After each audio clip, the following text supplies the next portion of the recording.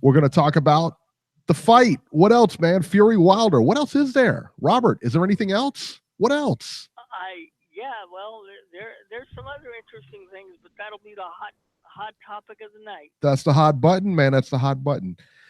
We also have an update on the unfortunate situation with Adonis Stevenson.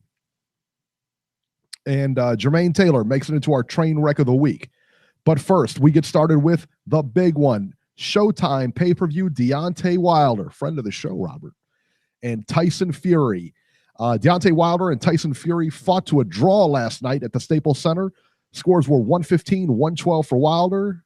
That still baffles me. 114-112 for Fury, and 113-113, a split decision draw. This was very controversial, as almost everyone had Fury winning this fight handily. Either that or a draw. The fight itself was a fight of the year candidate, I thought, man. Both guys showed amazing heart and the ability to deal with adversity. In the 9th round, Tyson Fury was hit with a right hand behind the ear and went down. He continued to outbox Wilder for most of the fight.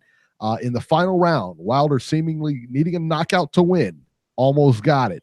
He tagged Fury with a right hand and just started, it was a right hand left hook combination, and because he hit him on the way down. So he hit him with that right hand. Fury's on his way down. He's going down. There's no question.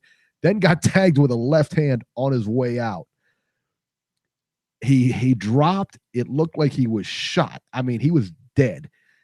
You just saw him. His eyes were open. He wasn't moving. He's looking at the lights. This fight is over. Jack Reese goes to count it. Everyone in the arena, everybody watching the fight, Wilder himself, everybody thought the fight was over. I don't know how it happened. Fury got up and beat the count and then continued to dominate the final round. I cannot believe he got up. I mean, that was just insane to me. I've never seen anything like that. Props to Jack Reese, Eric, because under normal circumstances, when a fighter is laying down like that, most referees don't even bother to count. They just wave the fight off. So props to him. Absolutely, because he could have waved that off. I mean, he absolutely was well, and I don't think anybody really would have complained too much. Wilder said the same thing after the presser afterwards. He says, "I don't know how he got up from that." He said, "I have no idea." Just an amazing fight. 17,698 was the attendance at the Staples Center. Great night for boxing. I mean, that's a lot of people to go see that fight. I don't know how much a Staples Center's hold. Robert, do you know? 21,000. Yeah, but I think they scale it down for fights, though.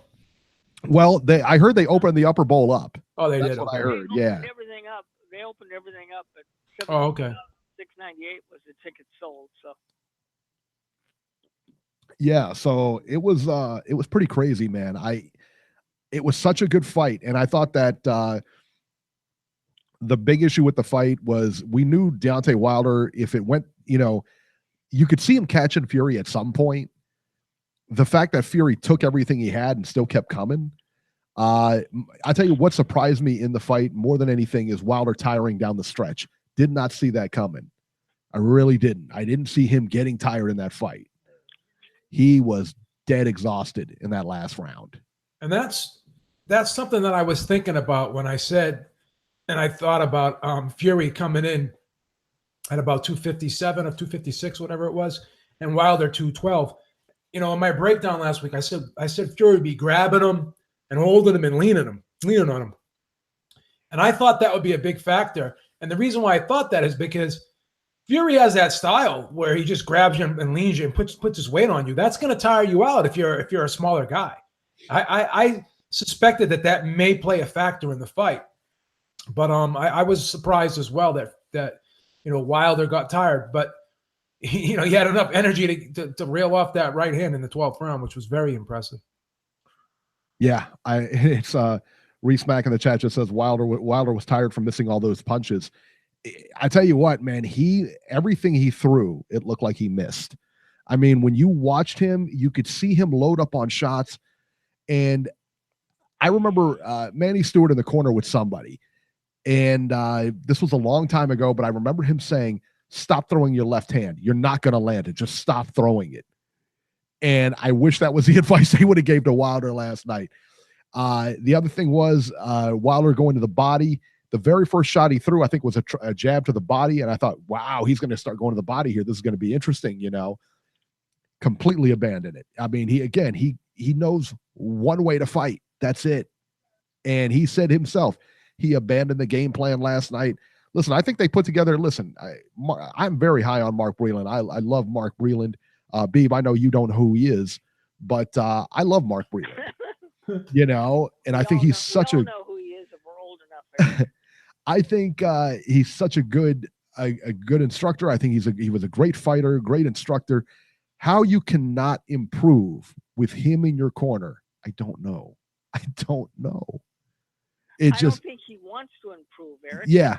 That's the opinion I get. And I think he's at the point, I don't think he can, because you've done it your way for 40 fights, and now they're going to start talking about going to the body and doing different things. Listen, this is who he is. You know, there's not much he can do. What's he, 33 years old now? I think so. Yeah, because Tyson, I think, was 30. Yeah. 30, he's 33. Yeah. So that's the thing, man. He's not going to be able to get away with a lot of stuff. I mean, as far as game plans and stuff like that, listen, he fights the way he fights. And he's a very flawed fighter. He's got a lot of power. And if he lands it, as you saw last night, he can put you away. But, you know, let's say these guys do have a rematch. What can he do differently? What can Wilder do? Nothing. He can do nothing different. The craziest thing that was said yesterday was from Shelley Finkel. He said that was the best version of Tyson Fury that you're ever going to see. No, absolutely not. That was a 75% Tyson Fury. Right. I said, who was 10 pounds heavier than his prime weight, who, you know, was good, but, you know, he got caught a few times, and he still beat Wilder. So with another comeback fight, you know, having this fight under his belt and, you know, getting back into fighting shape and, you know, being in the mix again now all of a sudden and being able to perform at this level once again, that's only going to elevate him. And then he has more time to get in even better shape and get closer to that 100% that he was against Vladimir Klitschko. And once he gets to that point, it's fucking game over. Yeah. Game over. I thought he looked great last night. I really did. And I you know, listen, 2 tune-ups is enough. And I said it, and I kept saying it from the get-go, man. I said that when this fight was signed, I thought Fury is going to win. You did. I said he's going to win this fight. And I said it last week. This fight's going to look a lot like David Lemieux, Billy Joe Saunders. And for a large portion of the fight, it did. You have one guy swinging wild. You have the other guy just boxing. And I mean, that's what it was. And 2 knockdowns are not going to erase all of that boxing. No. That beautiful boxing that one man did last night. I don't care. How you know, I got the 2 knockdowns or someone. How can you score for a fighter who got knocked down twice? Because you add up the rounds at the end of the fight, and the guy who wins more rounds wins the fight. That's how you do it. Enough with these unwritten rules and this bullshit. Right. Well, he got knocked down twice, so he won the fight. No. Like, what the fuck does that mean? Right. Yeah, consider this, though. For the first time in Wilder's career, Wilder hit somebody, they fell down, and they actually got back up. Normally when he hits somebody, they don't get up. No. He's probably psychologically messed up because nobody's ever done that to him.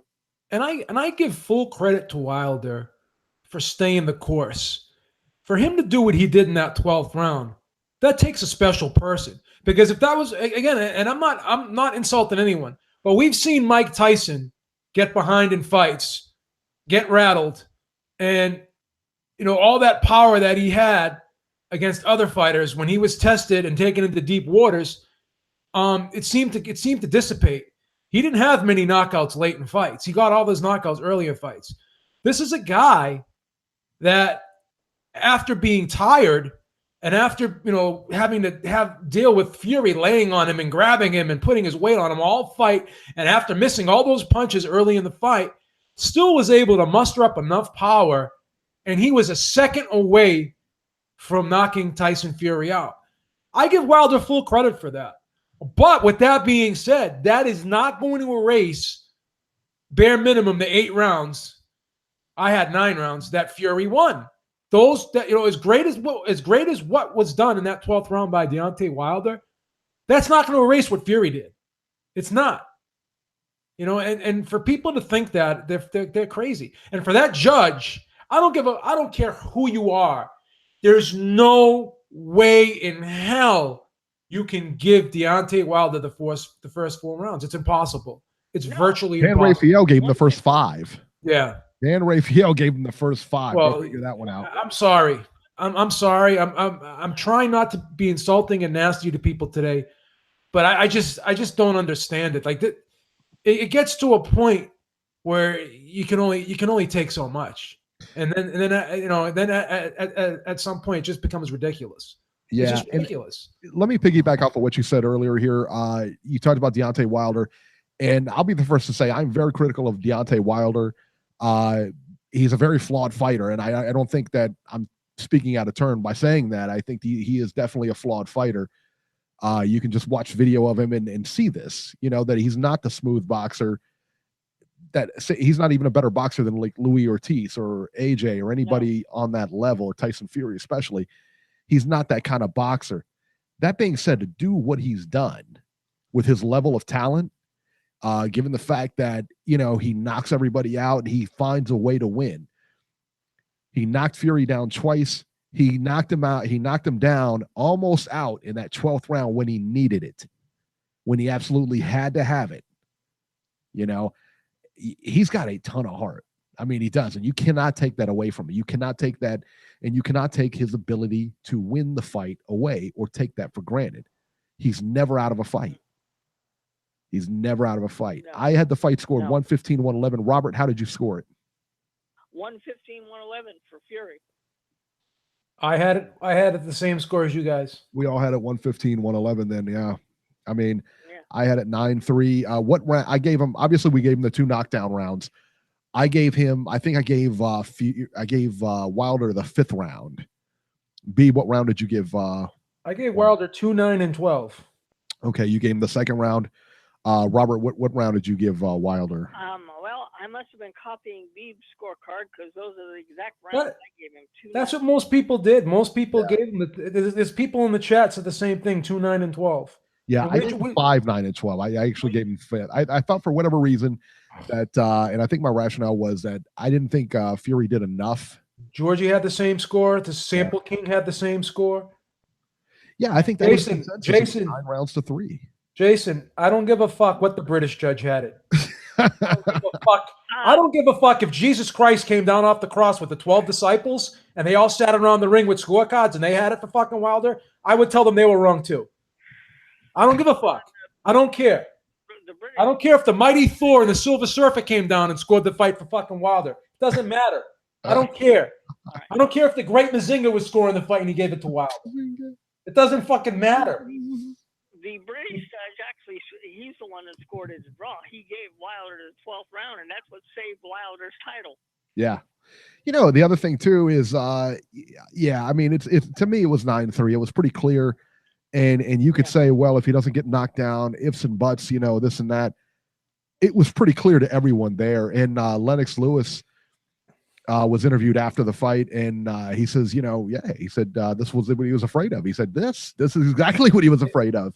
Here we go. Beeb is super biased. Yeah, you know what I'm super biased towards? Who said you were super biased? Wait a minute. Who said you were super biased? It's a fucking guy at Emmanuel Moreno trying to troll.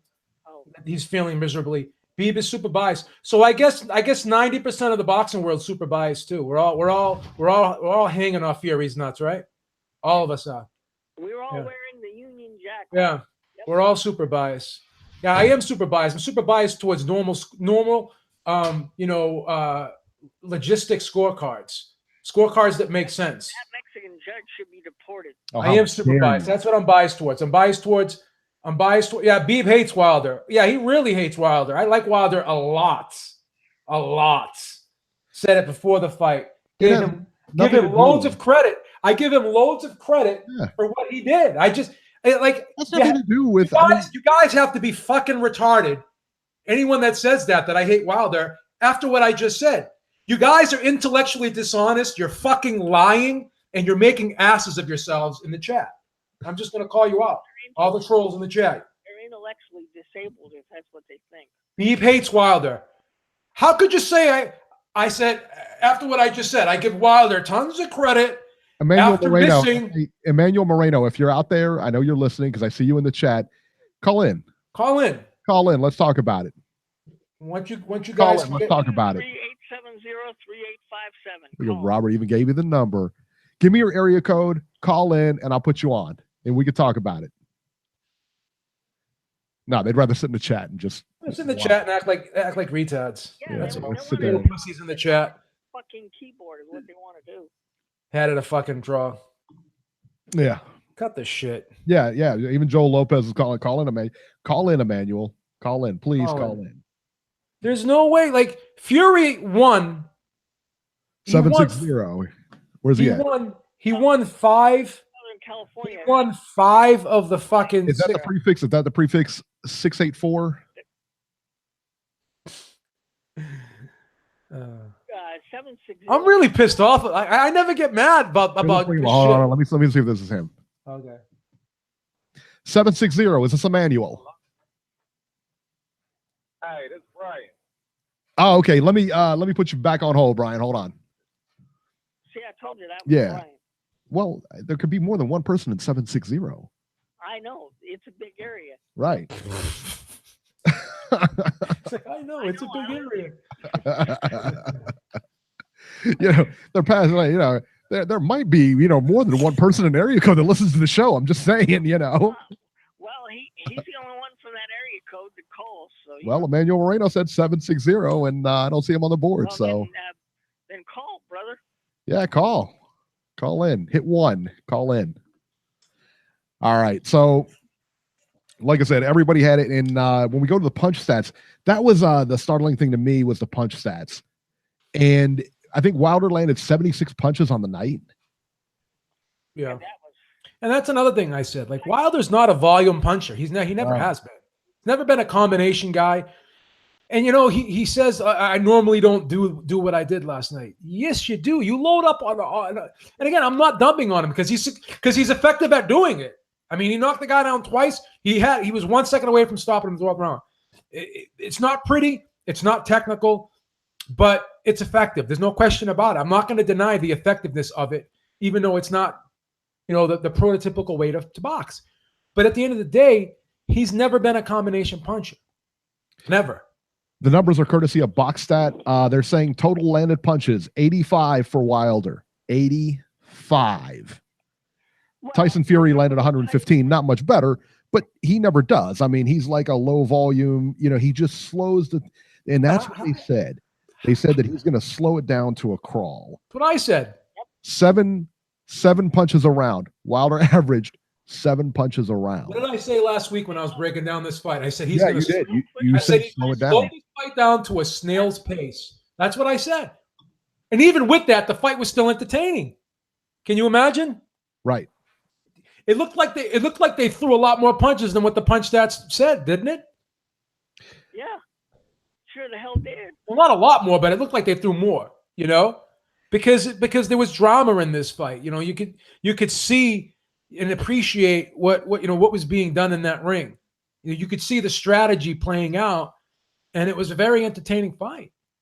A lot of people are really, saying this fight was a great fight. Now check this out. Okay, so Wilder, of the 85 punches landed, 50 of those were jabs. Okay, 50 of those were jabs, and a combined 35. I think it's 30. Would it be 35? 35 power shots. Power shots. The first knockdown was just basically kind of like a flash knockdown equilibrium. But still, that's another thing. He hit him he grazed him on the top of the head, and still not like the guy. This guy's got freakish power. He's 212 pounds, Eric. You and I weigh more than him, and I'm 6 feet. And what are you, like 5'8" or something? And we weigh more than him. You know what I'm saying? And Emmanuel just says no shows are scheduled. Son, we got a bunch of people on the line. You can get in. Just call. Yeah. You don't have to do it. Just call in. 3870-3857. Press 1. The number is right there. All you gotta just fucking call. The number's in there. Just look at the screen. It's in the fucking show description, and it's on Eric's fucking thing. Hey, Beeb, let me ask you a question, man. What did you think in that final round when Fury got hit with that left-right combo, that right-left combo? Excuse me. It was over. Did you think it was over? I thought it was over. I thought it was done. I thought it was done. Did you see the memes all over Twitter and stuff with the Undertaker? The Undertaker, yeah, that was hilarious. There. So when you hear the bells and he like gets up like the Undertaker did, it was fucking hilarious. Props to Jack Reese, man. He could have waved that off. Props. I was laughing my ass off. Oh my goodness, man! I was laughing my ass off. What an amazing fight! How well do you think the pay-per-view does? Remember I told you yesterday I had to actually call up Comcast to order it because I couldn't order it on my remote because they cut me off because I was trying to call after the start time, a little like 5-10 minutes after the start time. So I ordered it, and the guy told me, he said there's a lot of people ordering the fight. He said there's a lot of buzz behind it. I'm gonna just say this: if it does 300,000 buys, that's a success. I'm hoping it does at least. I'm hoping it does 500,000, but the number I'm gonna say is maybe it does 300,000. I'm gonna say 800.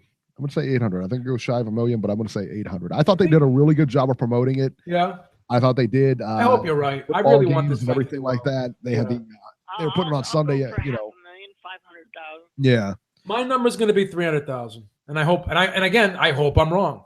I hope I'm wrong. But you know what? You could be right. Yeah, because this fight goes 800,000. This fight had more buzz behind it, more hype behind it than Golovkin Canelo too. I thought no. Oh yeah. Yeah, I thought so. Jason in the chat just says he thinks Fury's on PEDs. Oh fuck him.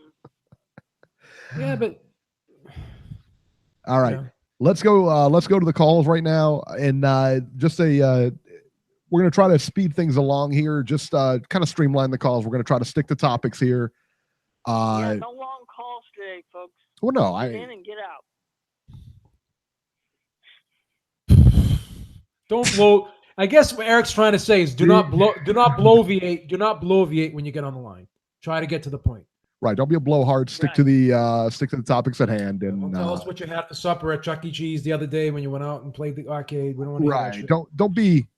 Don't be Corey last night. All right. That was 30 minutes of my life I'll never get back. That was awful.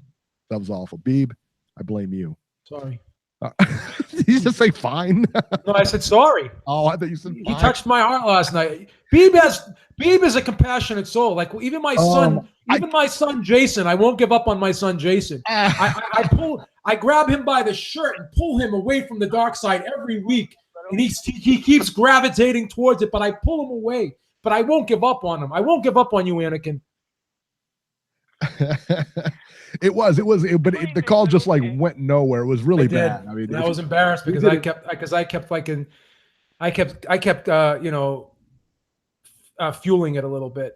That was definitely the call. I was telling Beeb before we got on the air today. That was definitely the call that broke the camel's back last night on our. When he started talking about like Roxbury, yeah. When he started talking about Roxbury and stuff, what do you do? This guy just rambled on for years, man. It's how to bring it back memories. I mean, I didn't hang out down there, but I would go down there every once in a while. I had a few friends down there, and I would go down there every once in a while. The worst part is I couldn't cut him off, Beeb, because we didn't have any blog talk. So Beeb had the controls on YouTube or whatever, and he sent the link out there. Yeah. And I couldn't cut him off. So, and Beeb, felt really compassionate toward him and everything like that. He was telling a very touching story that I was telling a touching story, man. I almost cried. Yeah. You almost cried. It went nowhere. That's right. Yeah, George. I almost made Corey the train wreck of the week. That's no lie, by the way. You can't do that. Please. Please. All right. Let's see here. What do we got?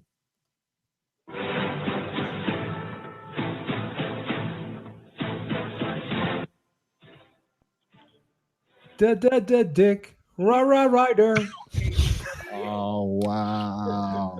You give Corey 30 minutes and you want Colin to hurry up? Dude, what the fuck? Why would you give him 30 minutes? All right, stay on topic or I'm going to cut you. He's already fucking up already. Yeah, already in the doghouse, son. Already fucking up.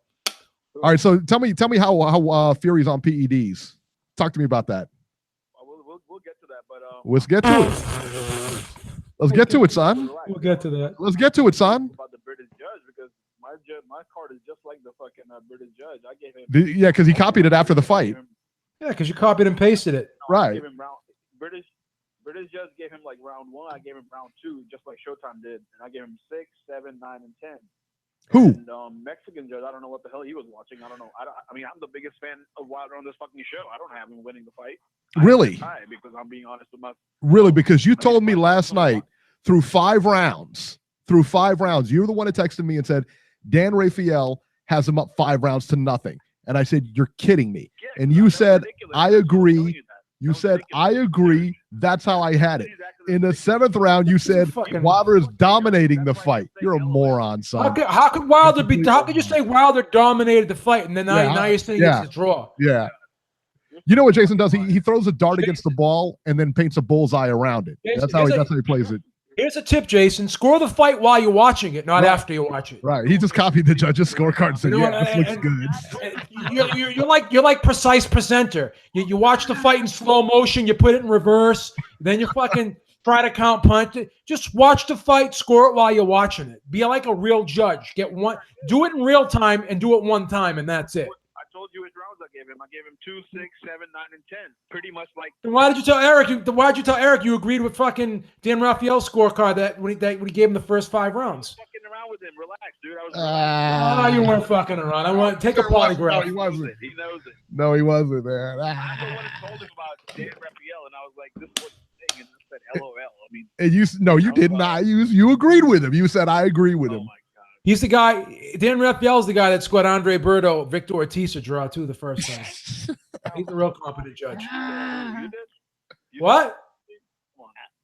Come on, can we get to it? Robbie George Foreman had Wilder winning too. Mikey Garcia. George Foreman's a moron. Mikey son. Garcia did not have Wilder winning the fight. No, he didn't. What? Mikey Garcia did not have Wilder winning the fight. I just said Mikey had a tie. I said Mikey had a tie. Relax, calm down. Listen, dude. Jesus Christ. George Foreman had Wilder winning. Fucking Porter had Wilder winning. No, Porter did not have Wilder winning. Stop. Fighters aren't. Porter did not have Wilder winning. Porter did not have Wilder winning. You're not a judge. You're fucking like you can't even see that shit, dude. Relax. I saw it just fine, and he won 9 rounds. You didn't even buy the fucking pay-per-view. How are you gonna act like you saw the fight? He You didn't even buy the absolutely He did bought. buy it. He did buy it. Oh, okay. Good for you. Also, You had a shitty stream. How the fuck could you score a fight when you're watching pixelated fucking figures on the fucking screen? You're fucking streaming the thing and things freezing on you. You're missing punches because the fucking stream is the stream is freezing. You can't fucking score a fight off a fucking stream that fucking pixelated and it fucking freezes. Are you fucking nuts? We're gonna take your word for it? Fucking idiot. Kid streams everything. Kid fucking streams the Super Bowl. He doesn't even have fucking cable. Yep.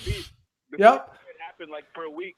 You and Georgie were saying the tickets aren't selling. Eddie Hearn is telling us the tickets aren't selling. What happened to all this? Well, that's not what we were saying. We were saying that's what being reported. That's what was being said, and we said that was. And we also said that's what was being said by Eddie Hearn.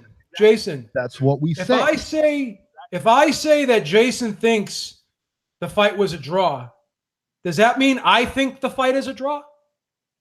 If if I'm saying what I heard from somebody else, that's not a cosign. It's not a cosign. If you're hearing that it's being said, that's how it. If we say it like that, if that's what we say, that does not mean I. I heard does not mean I. Right. I mean, we really gotta teach you comprehension skills. If we have to get you remedial classes, we will do that. We will do that at Ringside Reporter. We will foot the bill for your freaking special education if we have to do that. I have no problem doing it. You also heard Eddie saying Fury isn't fighting Wilder. The fight's not going to happen. I didn't believe him. You know what? I didn't believe him. I hear a lot of things too. I didn't believe him. I hear a lot of things too. And here's a news flash, Jason. What did you say? Here's a news flash, Jason. When I say things, guess what? I'm going to be wrong sometimes. And guess what? I'll tell you when I'm wrong. Unlike you. casual. You just paired them. You just paired the talking points Bob and Eddie threw out of their YouTube. You copy them. No, that's not true, because what I said was the reason why I didn't think the fights were happening was because they have a history. They have a history of announcing fights, putting rumors out there, just like you were wrong, and you said certain fights were going to be on certain cards, and you were wrong. Yeah, what was that? This other card was supposed to be stacked. Because you listened. Russell. Because you listened to someone else's talking points. Because you listened to someone else's talking points. So whose talking points are you using? Bob Arum's a hater. I already know that. But I have little confidence sometimes in PBC because Abner Mares was supposed to fight Gervonta Davis in December. It didn't happen. Also, Gary Russell Jr. was supposed to fight Leo Santa Cruz on this undercard last night. That didn't happen. So that's why I said I am skeptical. I've already said this 10 fucking times. Again, hooked on phonics. We need to get you special ed. You have no fucking comprehension skills. You can't absorb what's being told to you. You can't. Jason getting sunned on the 200 I show. mean, you're ridiculous. Spence, Mikey, Wilder ticket sales, like everything that Eddie spewed out and Aaron spewed out, you copied it, and now you're wrong and you're trying to make excuses like a weasel. I mean, once again, open your ears. I and Eric said we hear the ticket sales are not going well. Right, that's not emphasize on the word hear. I did not say I believe. I said I hear. You're not fucking absorbing the information. You're not. Absorb the information. Do you understand the words that are coming out of my mouth? You're a fucking Nimrod. You're a Nimrod. You're a Nimrod. So so what are you doing right now? Are you spewing Dan Raphael's words? Are you spewing fucking the British judge words because you had it a draw? So if two people agree, when two people agree, they're basically copying. Like if I say Larry Holmes has a great jab, and that's been said 1,000 times, am I using someone else's talking points, or am I just stating the obvious? Fucking genius. Yeah, but you repeated talking fucking repeated by Eddie Hearn. I did not repeat talking points. We're not. Again, open your fucking ears. I said I heard. All right, so let's not say I believe. Let's get to this PED issue. How are you so fucking stupid? He's on PED? How are you so fucking retarded? You can't be that fucking retarded. You can't be that fucking retarded. So why do you think Wilder's on Fury's on PEDs? Why do you think Fury's on PEDs? He's failed a drug test before, and I don't think there's no way a man without PEDs is getting up from that 12 fucking round knockout. Even though he did get 20 seconds by Jack Reese. I saw the clock. It was more. You're a moron. Did you go back and look at it? Did you go back and look at it? He was up on the count of 9. If you watch the clock, he's up on the count of 9. He beat the count. Jason. No, he's not. Jason. No, he's not. Jason, make a video of you counting. Jason, make a video. Wait, Jason, make a video of you counting to 10, and I'll make a video of me counting to 10, and Eric can make a video of him counting to 10. Is every single person's one going to be at the same time? Is every single person? A fighter's job is to follow the count. So if the count is the way it is, and he hears 9, he's going to get up at 9. Fighters like to wait till the very end. Smart fighters, experienced fighters, wait till the end and take advantage of as much time as they can to recover. And he got up at 9. Right. And the referee is picking up the count from the timekeeper outside, because there's a person outside the ring that starts the count, and the referee picks it up from there. Right, so the timekeeper. He gets it from the so timekeeper. don't sit there and say that Jack Reese intentionally counted slow. He intentionally counted slow because he was favoring Wilder. Because he was favoring Fury. Excuse me. Don't say that. That's bullshit. Because again, 1, 2, 1, 2, 3. Or I can go 1, 2, 3, 4, 5, 6, 7, 8, 9, 10. This like no one's gonna have the same cadence when they count to 10. It's not gonna happen. What was your last question, Jason? Hey, Beeb, don't you think this fight would have been called off in England because English referees are no to call off fights way? Yes, it would have actually, because I'll tell you why, Eric. Because if you get up at 9, right, the fight they'll stop. You have to get up at 8. You can't get up at 9 in England. There was controversy. Really? Yeah. See, now I concede that point, Jason. I will concede that point. You're 100% correct. If that fight was in England, he would have lost. Remember Frost versus Groves won? Yeah. No, there's another fight too. Remember the other guy? Who was the other? It was a heavyweight fight. The guy got up at 9 and he didn't know the British rules and it was waved off. You have to get up at 8. Yeah. That I did not know. Yeah, that's true. You have to get up at 8. Or if you get up at 9, they'll stop the fight. All right, Jason. Thank you for calling in. Hold on. Let me finish. Give him a little more time. I ate up his call. It's my fault. He's good. I won't interrupt you again, Jason. Go ahead. All right. Area code 970. What's that? I was telling Jason there's no replays. In other words, he's not coming back. Anyway, hello, hand wraps. Yo, what's up, man? It's snowing out here. Can you guys hear me? Yes. How are you, man? It's snowing? Oh, where you at? Colorado, isn't it? Snowing in Colorado. Of course it is. Oh, he's in Colorado? Yeah. Oh, I didn't know I thought he was from the West Coast. No. No. I'm sorry. West Coaster. You know that, but I live in the snow because it's beautiful up here. But anyways, Okay. say the kids, put those lovely little girls to bed early, but Jason already blew that. He always does. Robbie's opinion. He was in here for immediate reaction, so we can just report his opinion tonight. The fuck out of here. All right, so 114, 112, Deontay Wilder. Oh no. Oh no. Oh no. 2, 4, 5, 9, 11, and 12. 11? I'm disputing you, gentlemen, because we just deported Robbie the fuck out of here. Ooh, I don't know about that one, man. I don't know about that 11th round. 11? How do you give 11 to Fury? After Wilder. Disputing 11 and 4. Yeah, I gave 4 was a solid round for Fury. Deontay Wilder won that fucking fight, man. That's one of the most fucked up scorecards I've ever heard in my life. I'm just gonna say it one time. Why are you scorecard shaming Beeb? That's messed up. That's the most fucked up scorecard I've ever heard in my life. Stop. If you gave round 11 to Wilder, stop it. That's I don't know. I'm sorry. I'm gonna shut my mouth right now because I don't want to go off on a tangent again like I did with the other kid. Because I'm gonna be on blood by the end of this freaking show. I'm gonna be on blood pressure medication if I don't stop.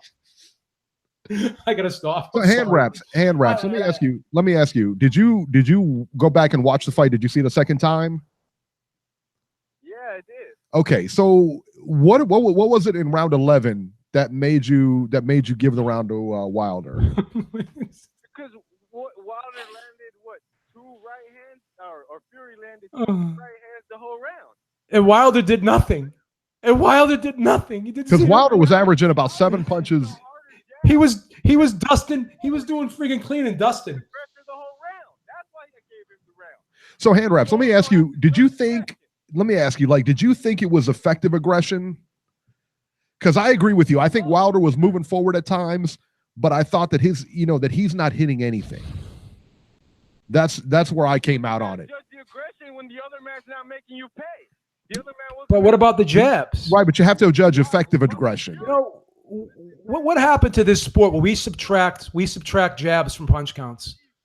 Like jabs don't count anymore. Flicking that little stupid jab shit out there. That doesn't. But it has to count if the other guy's landing 0.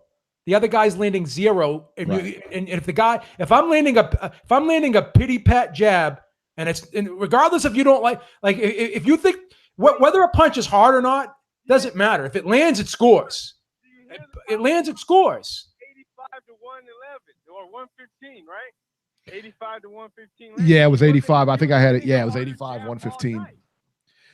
50 of those. I think of those were jabs. 65 jabs for Fury. I think I'm not a big punch that guy, but didn't Fury land more power punches than Wilder too? Yes, he did. He landed more power punches than Wilder. He beat him in every category, and I'm not even a punch stat guy, but I'm going to use it today because I like it. No, I'm just kidding. I hate punch stats. Landing the more effective jab, man. In the rounds that I gave him. No, come on, man. All those the swing rounds. It's impossible. Let's be honest. It's impossible. That Fury won. Who paid you? Who paid you to score this fight for Wilder? Stop it. Who paid you to score this fight for Wilder? Oh, stop. Were you drinking? How many cervezas did you have last night when you were watching this fight? Gotta give him Give him his credit. Yeah, I give him his credit for that knockdown on the 12th and for hanging in there. I give him 110% credit. Yeah. But he did not win more than at the very most he won 4 rounds. It's impossible to give him any more than 4 rounds. Look, man, I heard you. Are you gonna let me talk at all? I will. You know what? I will let you talk. I apologize because I'm talking over you today. I'm sorry. Because the last time I called, you took over the fucking. I know. I gotta stop. I gotta stop with this. I'm in a 12-step program right now. I'm only on step 3. I'm sorry. I'm trying. Always trampling over hand wraps. I'm sorry. I'm just saying. I got a therapy session on Tuesday. Move. He landed the more effective right hand, but at the end of the day, man, if we're scoring round by round, it's got to be fair. Deontay Wilder kind of edged that. But you know, if you gave it to Fury or you had it a draw, I'm not too upset. For your guys' reaction and the fucking whole world's reaction, just like when Canelo beat Triple G's ass, it's unbelievable. You guys can't believe this shit. It happened, man. Stop your crying. Deontay Wilder was definitely the winner in my eyes. He got robbed by getting the fucking draw. He's the man at home. He's the man that landed the hardest shot. Oh, now we're doing home court advantage. Oh, Jesus. We give a guy rounds because he's the home court fighter. Uh-oh, another one of those unwritten rules. I hate Jason's calls, but he was right. If this was in the UK, that shit would have went waves. So yeah, well, he's right. He's right, but it wasn't in the UK. You know, right. But that man was out looking at the stars, and Deontay Wilder landed the harder punches all night. So yeah, he definitely Harder punches or harder punch? Harder punches or harder punch? are you? Let me ask you a question. Just and I mean, like I said, I mean, your scorecard is different than mine. Go ahead, Eric. Your scorecard's different than mine, and hey, everybody's entitled to your opinion. But let me ask you, like, are you like a Wilder fan at all? I mean, do you think you're like a little bit biased toward Wilder at all? He doesn't really like Wilder, actually. He likes AJ better. Really? Okay. I'm going to be fair to him. He likes AJ better than Wilder. I did not like Deontay Wilder until after he beat King Kong. I didn't really like his attitude or personality or the way he was jumping people outside of the ring. I'm not a Deontay Wilder huge fan. I mean, I give him his credit when he beat King Kong. No, he's right. He's right. He was going to win the fight. Right. But because that's the thing. Really went into this fight thinking Deontay Wilder would win. So if I was edging my swing rounds towards anybody and showing my bias towards anybody, I suppose it would have been Deontay Wilder. Yeah. But I think that's what I look for. Yeah, that's what I look for, because a lot of people like they've got like their fighter and they ride with their fighter. You know what I mean? And that's the thing with a lot of time when you look at scorecards and stuff like that, and sometimes they're like out of the norm. He didn't really surprise me because I know he could move like that. He surprised my wife. She was like, "Damn, I would like to go dancing with that motherfucker. He's like 7 foot tall." And, you know? Right. But to be honest, he didn't surprise me. I knew he could move like that. What I was upset was when I saw him landing those right hands, and he didn't fucking come forward. He stood in the middle of the ring, and as soon as Deontay Wilder would attack, he'd get on his fucking pedal. I fucking hated it. I did not give him those rounds. I'm sorry. Nah, it's all good, man. You know what? I apologize. You made a strong case for yourself. You were articulate. You broke it down. I'm sorry. I apologize for making fun of your scorecard. I'm sorry. Hey, Robbie, don't worry, man. We'll let you back in the next show. Stop your stupid ass comments, bro. What did Robbie say that got him so mad? What did Robbie say to him? Oh, I don't know. Why are you mad at Robbie? Why is everyone dumping on Robbie? He just sits there and he freaking talks. He's like, what is Robbie? Let him dump on me. Robbie's a very nice guy. I can tell you that from experience. Robbie's a very nice guy. I'm a little bit upset. I'm a little bit disappointed in you, hand wraps, for jumping on Robbie. That's kind of being a little bit of a bully there, I think. Well, no, that Mexican judge, man, he needs. Okay, I got you. I'm sorry, I got you. I'm connecting the dots. Okay. I see what you're saying. I see what you're saying. I was offended by that, Robert. I don't know. He could have just said judge. You didn't have to put the Mexican in front of it. I see where you're going. You could have just said judge. We knew who you were talking about. I totally missed that. Started talking about building a wall. I totally missed that. Feeding him tacos on the way out, you know. He's against the caravan too. If you want to know the truth. It ain't gonna work. All right, hand wraps. We're gonna get moving, man. Thank you. I got you, hand wraps. I got you. Much love to hand wraps, baby. Much love. You trampled all over him. I trampled him. I gotta stop. From the rest of the show, I am dialing it down right now. You're know, dialing you it won't. down. I'm dialing it down. I gotta dial it down. I'm gonna use my inside voices for the rest. I'm gonna use my inside voices for the rest of the show. You're Robbie, I'm looking forward to seeing you on Fox News this Thursday. Thanks for that. You know, Robbie will be the guest on Fox and Friends Thursday morning, 7. Get rid of these Mexicans. I can't help it. I enjoy what they do. Give me a break. Enjoy what do what? You know. I think the hole's getting deeper. You know, they do good news, but so does a lot of other people. You know. Anyway. All right. Call, Eric. Okay. Let's see here. It's jumping around here on me here. 760. You're live. There's Brian. I don't think this is Brian. Who's this? Go ahead. 760. Hello. Yes. Can you hear me? You're on. Hey, what's up, guys? You know, I've been listening to your show for a long time. First time call. I just want to say. What's your name, sir? What's your name, sir? Please. What's your name? Beeb. Is this Emmanuel? The whole reason I came to this. Yeah. All right, Okay. Emmanuel. Very good. I'm sorry, Emmanuel. I'm apologizing for everyone I yelled at in the chat today. I'm dialing it down. I don't want to give the impression that Beeb is so biased. What I meant was that I tend to believe that Beeb is a little biased towards British fighters, but I do like Beeb though. He's great, man. That's why. All right, I'm sorry. I'm sorry. I Don't apologize. sugarcoat it. Beeb sucks and he's biased. Tell him like it is. Don't get on the line and you know. Emmanuel, I will say it for you, Emmanuel. I want to extend my sincere apologies. I want to extend my sincere apologies to you. I was very aggressive. No. I do believe Wilder deserved a draw. I do believe. Okay. Deontay deserved a draw. I had him win in round 1, 3, 5, and then the 2 knockdowns. That's a draw right there. That's how I seen it. Okay. I don't believe he won. I don't believe he won. Yeah, I don't Bobby, believe what do you? he won because I didn't think Deontay did enough. But I think he did enough to get the draw. All right. I really don't like Tyson's Fury fighting style. It's not something that entertains me. But Okay. Well, he's a heavyweight. He's Robbie, please. Mayweather. Yeah, and I don't like Mayweather. Definitely not. Look at Robbie stealing my lines. That's what I said last week. You know, he's a great fighter, but I'm not a fan of that style. Yeah, you know what? I'll be honest with you, Emmanuel. I don't hate the score. If you had it a draw, I don't hate that. But if you had Wilder winning, that's kind of where it's like, wow, I don't know. Yeah. I don't know what rounds you could have gave him to have him win that fight. I guess. I'm going to question anybody that calls in and says they had Deontay Wilder winning the fight. He did not win. It was either a loss or a draw. Yeah, I definitely seen a draw, and I love Deontay Wilder, man. I like his brashness. I love that he's so confident, and I love his toughness. He's gangster, you know. I like that.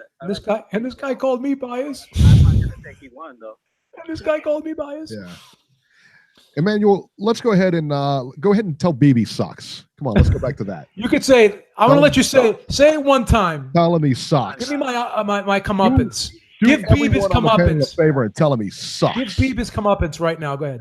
Yeah. I can't fake it, man. I can't fake it. Beeb, you suck. Beeb's a legend. Beeb's a UK legend. Union Jack, Daddy. Yeah. I love Jason too, though. I think Jason's a great call, man. He brings excitement. I love Jason. I like Jason. I love him to death. He's our guy. Al Heyman, even though they're like Al Heyman, like he's biased towards Al Heyman, but he brings relevant facts to the show, and he brings it. He does. And like there's other colors that are very boring. They put me to sleep. Yeah, he's great. He is great. Yeah, as long as you're bringing it, we'll leave you on, man. That's the thing. That's right. As long as you're bringing it, we'll leave you on. I have like a love-hate relationship with Jason. We're like a friggin' married couple. I blocked him 3 times, but I unblocked him each time I blocked him. Hey guys, I have a question for you guys though. Like I've been getting a lot of heat, man, from people. I do not believe Mikey stands a chance against Earl Spence. Not for one second iota. I don't believe it. I'm Mexican, you know, and I root for my people, but no way, no how Mikey beats Earl. No way. No, Earl Spence is going to go through Mikey Well, Garcia like a knife goes through butter. I don't know. I mean, think about. Listen, here's the deal. He has quick hands. He has good combination punching. I mean, he's skilled. People say he's not skilled. I don't know what the hell they're watching, man. I believe Terrence Crawford won't get in the ring with him. I think it'll eventually happen, but it's going to be a long ways down the road. I think that he does have a chance. For Earl to outgrow the division. Yeah, I think he does have a chance. I think Garcia does have a chance against Spence. I think that Spence wins the fight. Don't get me wrong, but there's something there. Okay. There's no. I mean, it just defies logic. What is it, Eric? I don't know. Same thing, but they can't. That's right. That's the X factor. That's the intriguing thing about the fight is what is he seeing? Logic. I'm going to buy the fight just because of that. I'm going to buy the fight. He goes up 2 weight divisions to fight this guy. It just defies logic. Like Canelo. I'm a huge Canelo fan, like huge. Like I got all his gear and everything. But if he went to 175 to challenge any of those champions, I would be like, please come back down. Don't do that. Well, he's already going to 168. Yeah, which I feel like with the right opponents, it'll be cool to see. Because I mean, whoever Canelo fights, I'm gonna buy it regardless. I don't care if it gets a trash fighter. I'll admit it, but like Rocky Fielding's trash to me. But hey, I'll pay to watch Canelo kick someone's ass. But I do believe that Canelo has the skill, talent, and enough zip on those punches to keep. Like, what's that one guy's name? Colin Smith or David Benavidez off of them. I do believe that. But I think Canelo would be in a dogfight with them. I think he would have to, like, really, really just bring the dog out of him every single round just to, like, get a decision. I think 160 is his weight. And I think Charlo wouldn't stand a chance against him. The only fighters at 160 I give a chance to beat Canelo is probably like Jacobs because of his skill and his slickness, and same thing with Demetrius Andrade. I think both of them, but I don't think any other one. Because Charlo, I don't think he has the chin Triple G has, to be honest. Triple G will eat him up, my opinion. Yep. No, hey, good call, man. You're doing good here for a first timer. That's good. Love it, man. Love it, man. Thanks, guys. All right, man. We're gonna move ahead, Emmanuel. Thank you so much for calling in, man. We appreciate it for sure. Thanks for the time. Don't be a stranger, okay? All right. Wow. From this day, you'll be my new fool. We are about to hear Boxing Mafias at its finest. People? Georgie. What's up, Daddy? What's going on? Do you guys put the kids? What? Do what? Did he just drop? Hello? No, I'm here. All right. Yeah, he said, "Do we put the kids to bed?" He said, "Do we put the kids to bed?" Oh, I missed it. By signal here, but listen, Come on, get off that trap phone.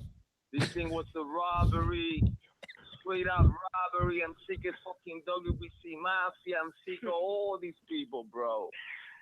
Heyman. What the fuck is he, man? Mauricio Suleiman? What the fuck that nigga's name? That's it. Fuck that son of a bitch. I all of them, bro. Listen. These men, you gotta, I mean, the type of shit we have going on here. This shit gotta be some type of demonic entities, B. Straight up. These motherfuckers, they ain't got no empathy for humanity whatsoever. Are you following me here? I'm following you, brother. Somebody call. They be tied with the reptilian fucking conspiracy theory. Call Alex Jones. Because this shit make no fucking sense. Who be stalling this shit? Doesn't matter who they put there. Nobody keep a list of all these fucking reptilians. No empathy for humanity, motherfuckers, man. Yeah. And we keep going through the same fucking hamster wheel. And Jason want to talk about that. They said, but listen, Robbie. Then Jason want to talk about with his fucking Georgia education bullshit. Want to talk about fucking ticket sales. Number one, that's not even the issue. This man got denied glory, bro. They denied this man glory. I know. He clearly won the fight, man. What can I tell you? Why is he bringing up fucking ticket sales? Oh my God, that the was story. The story of the fight is the scoring and you know the how it was and the. We got this great topic to talk about. He wants about ticket sales. He wants to come back in and talk about ticket sales. fuck does that like? cares?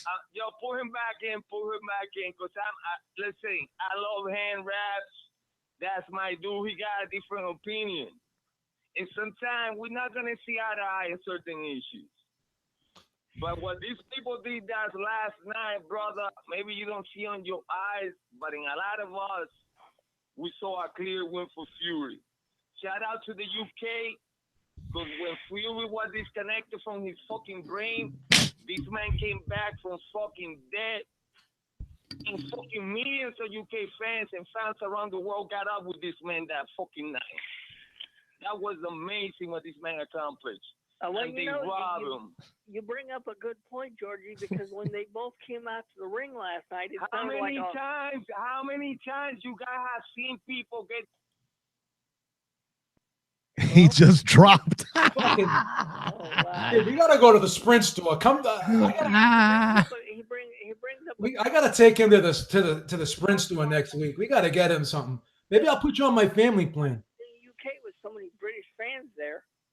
Notorious VC says, can Corey Lee call in today and finish a story? No, he cannot. Oh God, That was terrible. That was terrible. Oh my goodness. oh my God. All right, let's bring him in. 760. I think this is Brian. There's Brian. Yeah. Oh, I gotta hear what Brian has to say. Brian, and you know what? I'm sorry about that. We were looking for somebody earlier, and they matched your area code. Now we got two callers from the 760. Oh yeah, that's right. All good. So what'd you think of Tyson Fury, Brian? You know, I'm gonna give an honest opinion. You know, Wilder's my boy. You guys hurt Yeah. my ears, man. Besides, it hurt my ears, but I mean, like, you know, I watched the fight. You know, it didn't look too good, but he got the knockdown in the 12th round. I think it's a draw, man. I think they both winners to me. I kept saying that shit ever since the fight was announced. Both of these guys winners. That's all there is to it. They put on a good show. Let me ask you guys. Excellent this, show. Because I'm gonna ask it like just simple. You know what I'm saying? Just simple, common sense. Just simple. Okay. If you see two guys out there scrapping, right? Okay. You just happen to look and see these two guys scrapping. You see one guy, he putting hands on him, hit him like 20 times, and then the one dude just hits that one time and drops him. But he get back up and hit him 20 more times, and he drops him again. Somebody breaks the fight up. Who won the fight? I just score rounds, but I don't do those. Yeah, I just score rounds. I just score rounds. I score rounds and I add up my card at the end of the fight. Because it's apples and oranges. Yeah, that's apples and oranges. That's what it is. You can't use these unwritten rules to score fights. Like you can't. You know, you got to take it from the champion. That's not how you score fights, man. You just got to use a 10. Yeah. You got to use a 10-point must system. Just use a 10-point must system and add up the rounds. Do the judges use the same criteria you guys do? I didn't see Tyson Fury like the way you guys saying it. He beat the shit out of him. No, he didn't beat the shit out of him. He took him to school. You know what I'm saying? Took him to school. He didn't beat the shit out of him. He took him to school. He gave Wilder a boxing lesson. He didn't beat the crap out of him, but he gave him a boxing lesson. Doesn't matter. You have to add up the rounds. You got to add the rounds up. And to be honest with you, hey, hold up. To be honest with you, he was knocked out. He knocked him out. Got up at 9, bro. You have to take a 10 count. They let him up. They let him up. They didn't let him up. They counted it. They counted. He didn't count. Nah. No. This is,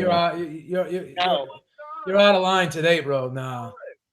No, that was not a 10 count. Okay, go look at that again. Even if you look at that tape going around, even if you look at that even if you look at that snippet going around, nah, man, you can't. It's say still that. not 10. Nah. He got up. Got up, bro. I'm saying Wilder won, but I'm saying the way you guys talking like this robbery.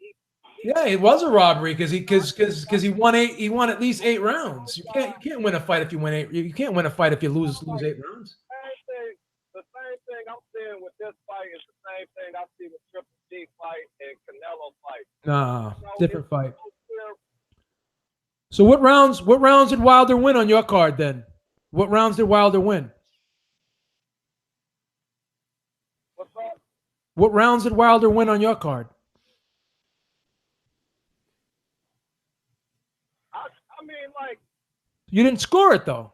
You didn't score the fight. Well, let me like. No, I didn't score. Okay, then you can't. Okay. Then how can you say it's a draw if you didn't score it? I'm saying that. I'm just saying that a draw. You got to use a 10-point must system. Is that a draw is fair? Like he didn't get beat up the way you guys. But you don't have to get beat up to lose a fight. It's not a brawl. It's not a barroom fight. You don't. This is the misconception out there. Let's break it down for what it is. If you're a judge, you're not supposed to say, "Oh, I'm going to score for the guy that's getting beat up." No, you score for the guy who wins the most rounds, who's up on the scorecards at the end. So if you break it down and you score the rounds, Tyson Fury bare minimum won eight rounds. Bare minimum. It doesn't matter if the rounds that Deontay Wilder won. If Deontay Wilder won 3 rounds and he beat Tyson Fury from pillar to post in those 3 rounds, knocked him down in those 3 rounds, or knocked him down in 2 of those 3 rounds, and the other round he beat him from pillar to post. All right, doesn't matter. And if Tyson Fury can edge out the 9, but if he edged him out because Deontay Wilder didn't do anything or he was missing all the shots in those 9 rounds, that's how you score the fight. You can't take snapshots in time and say that's what it is. So if you're watching a basketball game and someone does a 360, like every time one team scores, they're doing 360 dunks, they're doing reverse dunks, they're taking fall-away 3-pointers, but they still score less points, they lose the game. Let me jump in here real quick. You know, if let's take it, if he was knocked down in the first and second rounds instead of the 9th and 12th rounds, if he was knocked down in the first 2 rounds like that, would we still be talking about, you know what I mean? I think the thing is that he left us. Really feel like besides when Wilder knocked him down, he won every single round from the first round, the second round, the third. I gave him 9 rounds, like most people gave Tyson Fury. Yeah, we gave him 9 rounds. Most people gave Tyson Fury 9 rounds. Yeah. Some people gave him 8. 90% of the people gave Tyson Fury either 8 or 9 rounds. And I totally get your point. And I do get his point where he's saying that, well, I mean, he knocked him down twice. I mean, he roughed him up. Doesn't matter. But you're right. And I like, when he's likening it to a street fight, I understand what he's saying.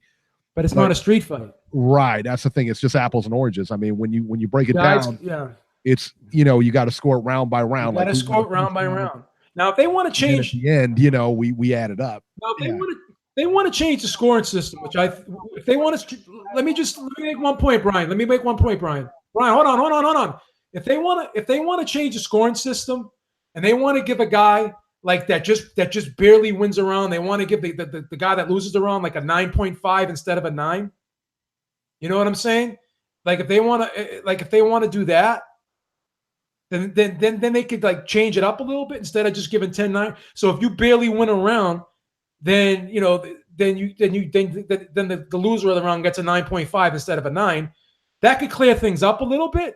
But as long as you're using this 10.9, like you can differentiate between a guy just edging around and a guy winning around clean.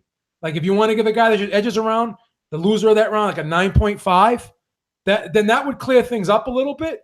But until they change the scoring system, but wait, let me finish. Until they change the scoring system, this is what we have. You're supposed to use the 10-point must scoring system in this sport. It's not about, you have to take it from the champion. It's not about, how can you lose a fight if you get knocked down twice? That is not the scoring criteria. It's basic arithmetic. It's math. It's all math. That's all it is.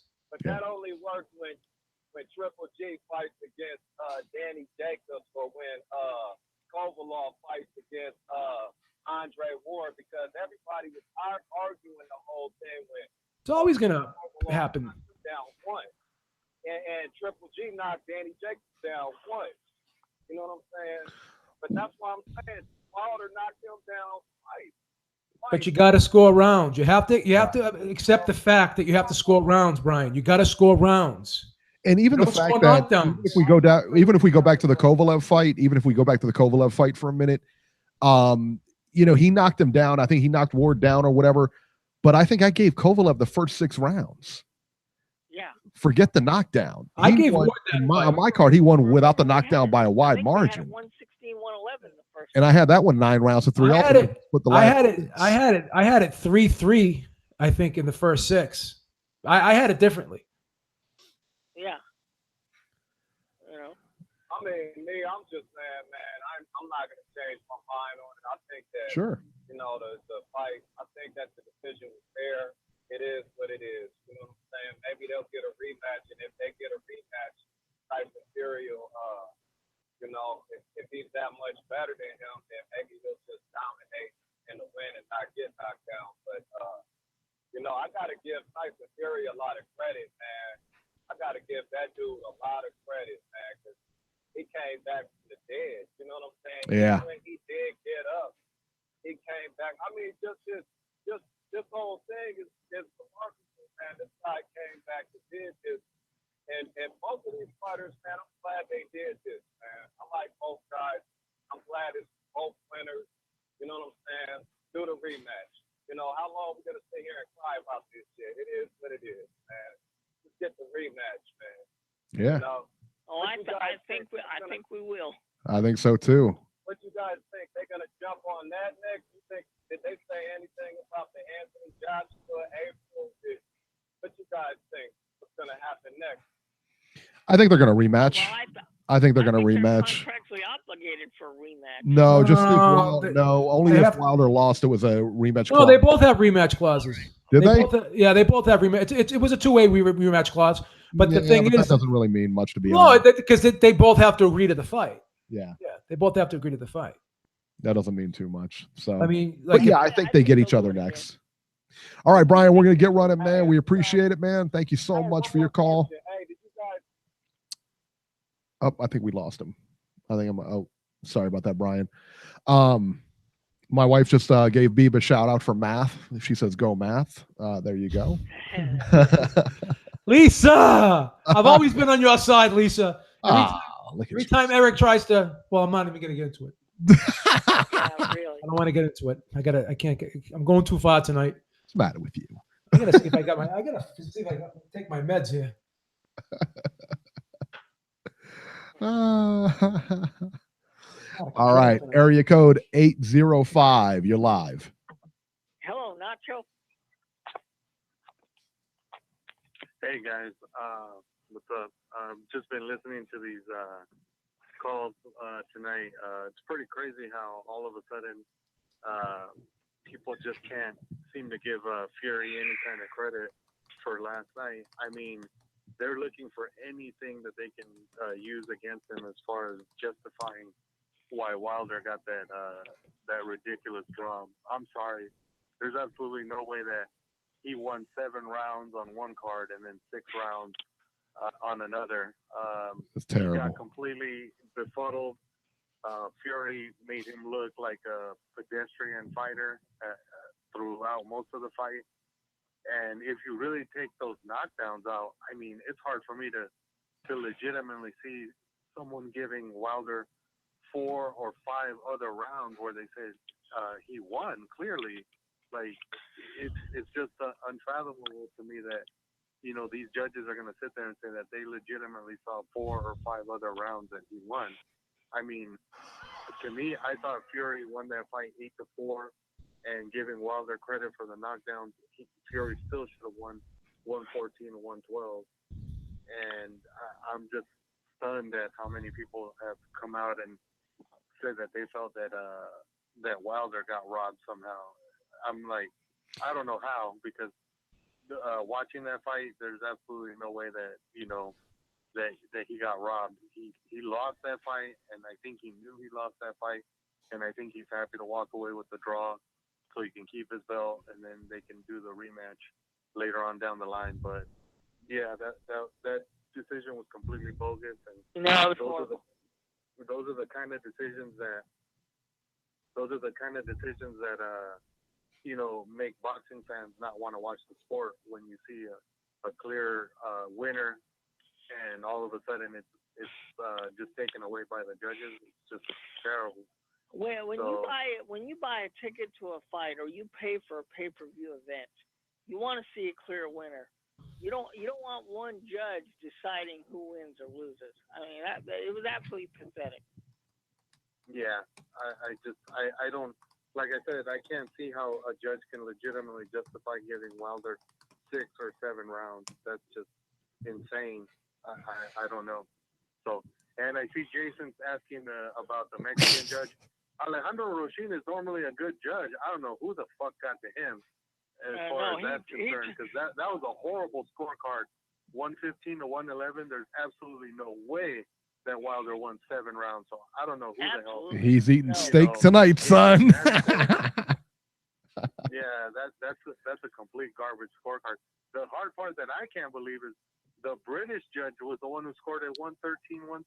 What the hell was he watching? Yeah, well, the thing about that, Nacho, had Wilder not knocked down Fury in the 12th, Fury would have won the fight. But because the way he scored it, when he scored the 12th round knockdown, the British judge made a draw on that, and between him and the Mexican judge scoring it for Wilder, that's why we have what we have. Yeah, that's it. Unbelievable. Yeah, I can't believe that at all. But yeah, we'll see what happens. Hopefully the rematch does happen. How did you score it, we Nacho? We need a clear winner for this fight. How did you score it, Nacho?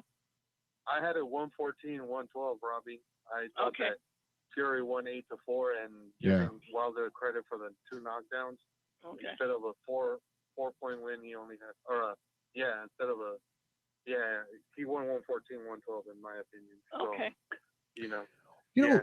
the one thing. The rest of the card. Well, we'll get to that. We'll get to that, Nacho. The one thing that nobody's really talking about here is that, like, I think that both fighter stock went up, because I think Wilder's went up because he showed a lot in that fight. He showed a champion's heart. He got hit. He got knocked. He was tired down the stretch. He needed a knockout. He almost got it. I think his stock went up, but I think Fury skyrocketed after last night. I mean, he clearly is the people's champ after that. He might not be walking home with the belt, but I mean, you make him the favorite over anybody he fights now.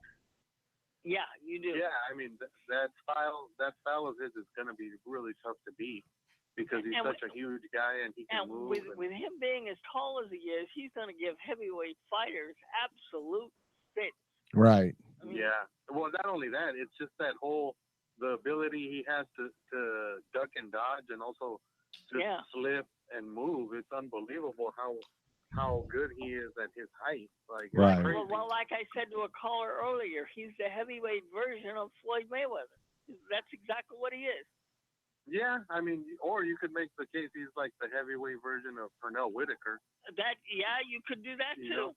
Very similar style, where he makes you miss, and he's literally standing right in front of you, and you just cannot land anything legitimately clean on him.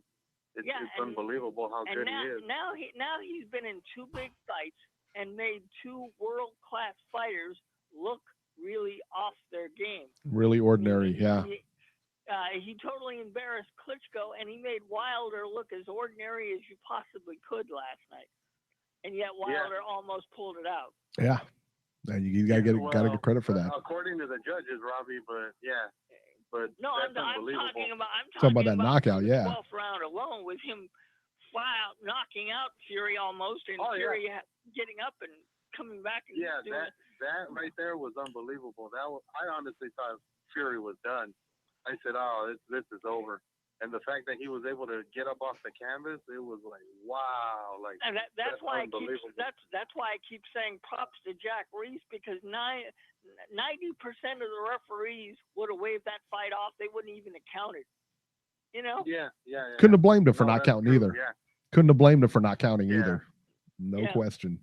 Yeah, that was terrible. I mean, like, some of these fans were basically they had these conspiracy theories about how Reese started the count like about 10 seconds after he but you can clearly see that he's standing right he picks up the count. Yeah, he picks up the count. Yeah.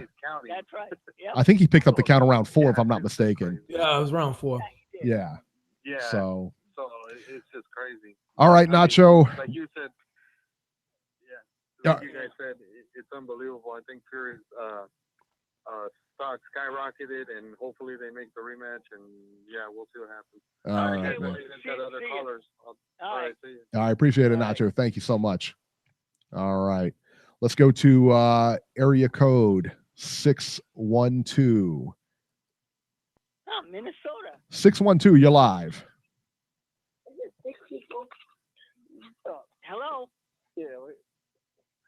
Okay. Yes. This is BJ. I'm calling from Minnesota. Hey, BJ. DJ, how are you?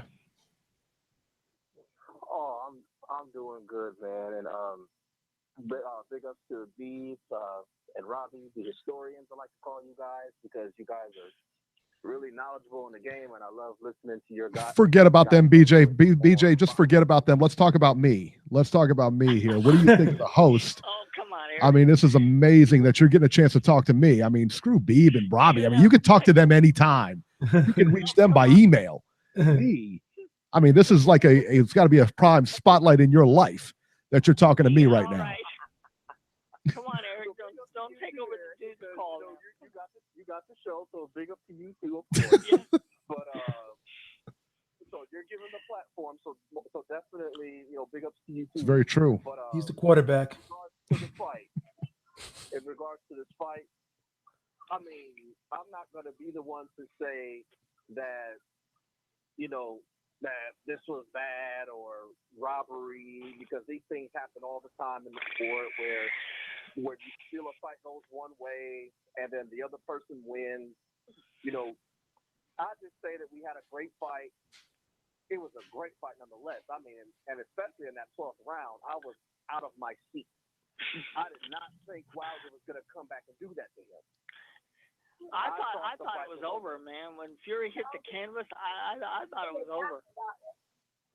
I thought the fight was over before the 12th round even started. I thought Fury unanimously won this fight. Yeah. And I didn't think there was a way that Wilder could get that right hand to straighten up to land the way it did to get him down. I didn't think he was going to be able to do it. But to say the least, Tyson Fury, whoa!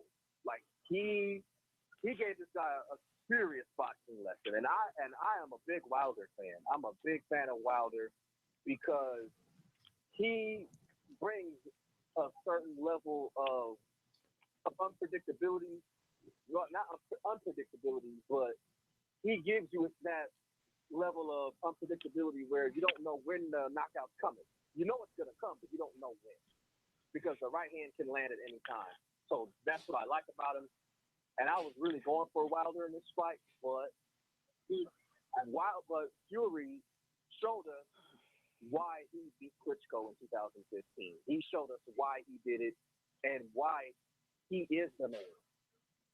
And yes, I did give it a fight. And I was going for Wilder in this fight. I gave it to Fury. I scored it 114, 112, I believe, because of the knockdown. Yeah. I also scored it 114 and 112. But nonetheless, I definitely see why they went the route that they did in scoring it a draw, because we all know that Anthony Joshua is not going to take on either one of these guys, at least not anytime soon. So why not give it a draw? They both get another big payday. They go at it again, and we find out who's really the best. Yeah, no, that's exactly what's going to happen now. Yep, I agree. But, I wonder what it psychologically does to Deontay Wilder, because normally when he hits somebody, if they go down, they don't get up. For the first time last night, somebody got up twice, and he's got to be asking himself a lot of questions today, like, what the hell do I have to do to beat this guy?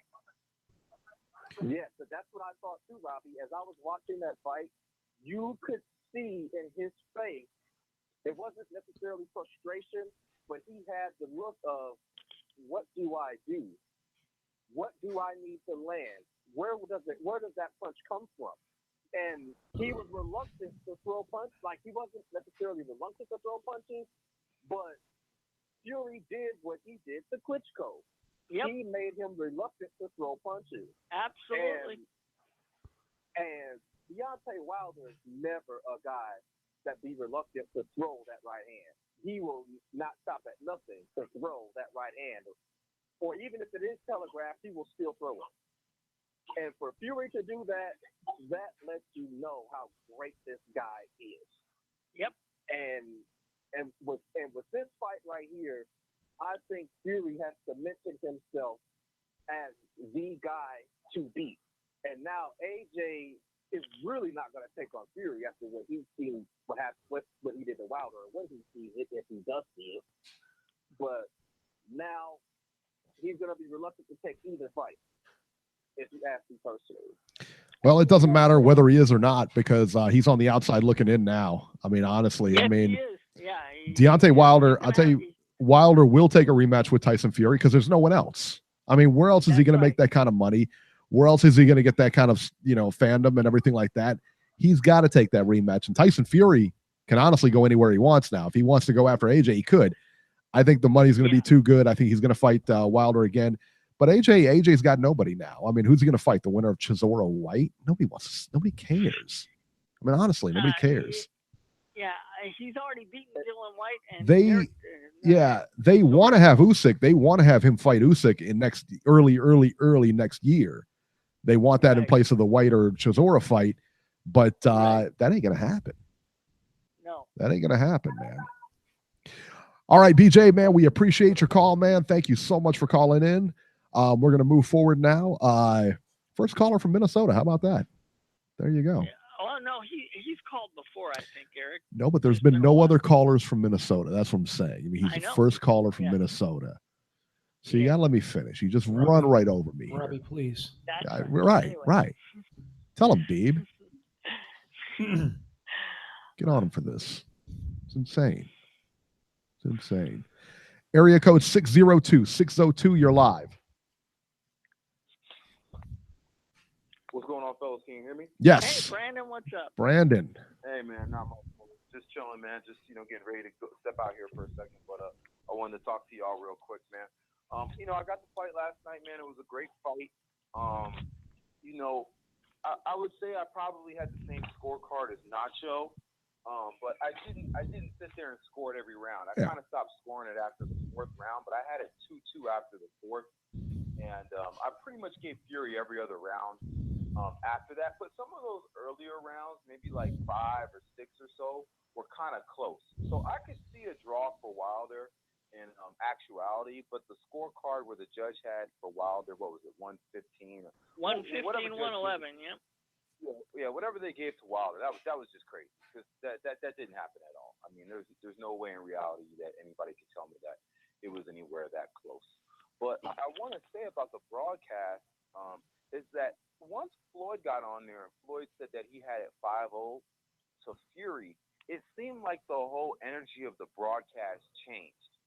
And you guys tell me if I'm the only person that felt that. Because once Floyd came on there and said that, everybody was like, oh, Fury's dominating this fight. And where before it was kind of like a little nip and tuck here or there. Am I the only person that feels that way? You know what? I noticed that too. I didn't pick up on it. I didn't pick up on that. I didn't pick up on it. I'm not going to lie to you. I didn't pick up on that either. But what I will tell you is that Dan Rafael had the scorecard 5-0 for Wilder. Somehow he ended up with a 114-112 score for Wilder. So he started giving a bunch of rounds, and I think that he got wind of something, that everybody had Fury winning this fight, and then all of a sudden his tide started. Yeah, everyone was dumping on him when he posted. There was no difference. He was embarrassed. The way that fight was fought in that first round or the 8th round. You know what I mean? Right. Well, he was embarrassed. I would say that Fury really started to get into his groove. I mean, the fight was going his way for most of the part, but he wasn't necessarily accomplishing anything in those earlier rounds. And that's why I say I would accept the draw, because, I mean, at the end of the day, I mean, I think Fury throughout the fight only landed like 10 or 12 more punches than Wilder did, so that's only like 1 extra punch per round. You know what I'm saying? So I just don't think that Fury was like blowing him out of the water in those early rounds. Where the boxing clinic happened was really between rounds 5 to until he got knocked down. And then after he got knocked down, then it commenced again until he got knocked down again there at the end. But that really didn't start happening, in my opinion, until after the fifth round, fifth or sixth round. He might have won, some of those early rounds, but it wasn't like he was just, making a fool out of him or nothing like that. He might have hit him with a couple more jabs than Wilder caught him with, but I just didn't see that, that clinic that I think some people are making it out to be. I just disagree with that. But What were your thoughts? Let me jump in here. What were your thoughts on? You said you didn't really see it as a clinic, but what did you see when Wilder was swinging and he couldn't touch him? He was swinging wildly. He was telegraphing everything. I mean, what were your thoughts on that as you watched the fight? That's what I expected from Wilder. I mean, I, like you, watch a shit ton of boxing, so Yeah. I kind of knew what to expect. And I knew that if Tyson Fury was, 80-85% of himself, that he was going to make it tough. And that's what Wilder does. Wilder swings and misses like that all the time. Yeah. But Fury wasn't coming back and making him pay. You see, that's the thing that I think people get caught up with when they start throwing Floyd into these comparisons. When Floyd would make you miss, a lot of times he would make you pay. And when he would make you pay, it would be clear. There'd be no debating whether that straight right hand or the check left hook landed. You know what I'm saying? Or with Fury, I mean, he was catching with a few of those jabs and a couple of those slappy left hooks around the guard and stuff like that. But Wilder was blocking a lot of that stuff too. And the punch that numbers kind of, I think, show that out. But I do agree with you. After probably about the fifth or sixth round, when Fury really started getting to his bag, that's when the boxing lesson commenced. But you know what? Like you guys said also, you got to give Wilder a lot of credit because his spirit was never broken. And a lot of people's spirit gets That's what I said. by a fighter like Fury. Yeah. Mm-hmm. And that's very true. He stuck to his gun. And I mean, and it's like you guys said, before, Wilder has one way of winning this fight. And it was just so clear as we came down the stretch. But you know what? The problem with Tyson Fury is, and I'm a big Dwyer fan. I watch a lot of his videos on YouTube. Fury has tools that very few heavyweights have ever been gifted with physically. The foot movement, the hand movement, the natural flow that he has to his game, and at the size he is, it's very, very rare. I don't think there's anybody else you could really compare to him. But, I mean, maybe Vitaly. Vitaly is the closest you could get, and I still think he's much looser and more fluid than Vitaly ever was. Oh, he's much more. Much more. Yeah, go ahead. Go ahead. Oh, no, I was just agreeing with you. I said, yeah, he's much more fluid than Vitaly. I'm just agreeing with you. But the thing about Fury is that, mentally, can he hold it together for 12 rounds, and stay in that mind frame and not get sloppy for a couple of seconds there. And you know what? He got sloppy for a couple of minutes in this fight, just like he got sloppy for a minute or two against Steve Cunningham at one time. So, and it opened up the window for Wilder to come in there and almost close the show. And just like everybody else in the world, how the fuck did he get up? I don't know. I think that's a question we're going to be asking for a long time. I just don't know. But Well, other than that, Brandon, if we're asking that question, I'm sure Wilder today is going, what the fuck do I have to do next? Yeah. If they rematch, I think, if Fury, once again, Fury's a wild card, but if we're just going to just project and say Fury's probably going to be a little bit better, hey, baby, I'm going to be in there in a second. I'm coming in there in just a second. If we're going to project, I would guess Fury would probably be a little bit better. But, you never know with Fury. He's a wild card. But with that, man, I'm just going to say prayers up for the Superman Stevenson. Hopefully he can come up out of that coma and get home to his Bentley and all that. Yeah, man. Yeah. I appreciate the show, man. I'm always listening, even if I don't call in, man. I'll holler at y'all, all right? Oh, thank you so much. Thank you, brother. Thank you so much, man. All right, there we go. We All have right, before we go back to the callers, let's talk about he touched on this about the Adonis Stevenson. So last night on Showtime, right before the pay-per-view started, Adonis Stevenson versus Alexander Gvozdyk. Gvozdyk ends the title reign of Adonis Stevenson with an 11th round knockout. I had Gvozdyk winning this fight pretty handily, but actually two of the judges had Stevenson ahead. The other guy had it a draw. But I thought it was pretty clear. Hey, and Beeb, what about Teddy Atlas? What about Teddy Atlas? Did a good job last night. Greatness in that corner. I got to call it like I want you to admit it. He say it. He really pulled out the best. He really pulled out the best out of Gvozdyk. Gvozdyk did respond. Why is that, Beeb? Because he's the GOAT. I want you to acknowledge it. Give credit where it's due. Teddy Atlas is not GOAT. I can't say that. Say it. I can't do it, Eric. Say it. Please don't make me do it. No, but he did a good job. He did a good job last night. Like, and I've said this before, and many times. Certain guys, certain trainers and certain fighters, they just mesh, and you could see that there was a good camaraderie last night. These guys just same thing with him and Michael Moore. But again, Michael Moore ended up leaving him. But for that Holyfield fight, you could see that Teddy Atlas did pull out the best of Michael Moore. Absolutely did. Absolutely did. Well, and if Michael Moore would have paid attention to Teddy Atlas and stayed away from Foreman's right hand, Robbie, please. They'd be selling Michael Moore grills, huh? Get a fucking joke on myself. I just want to. All right. So, can I say one thing real quick, Eric? 2 seconds. No.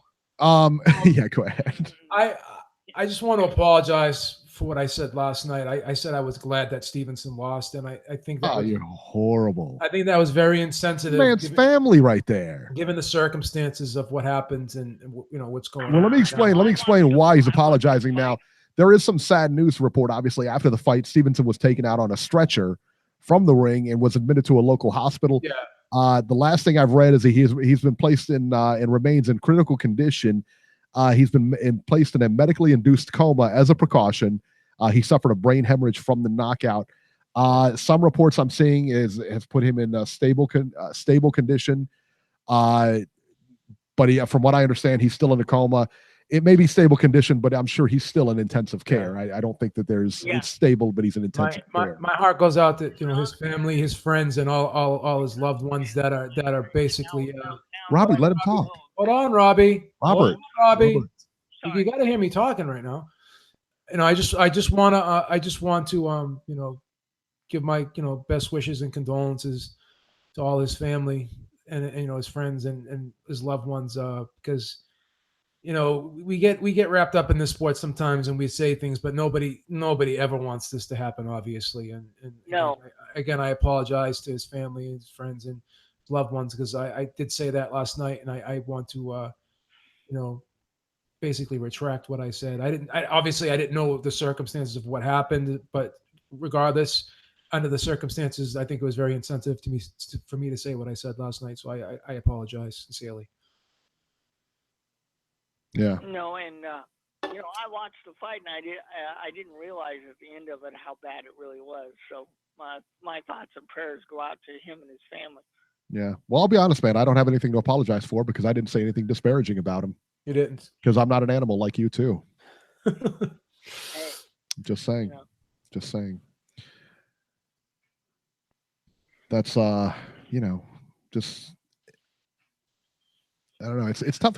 You think about it like you talk about like Pritchard Cologne and you hear about like things like this, and you had the Dooku Kim thing, you had Pritchard Cologne, and this happens a lot. You don't expect it. I mean, we pile on, it's like sometimes you think about it and you hear people pile on a fighter like Adonis Stevenson for not defending his belt, not doing this, not say whatever you want about the guy. He's a champion.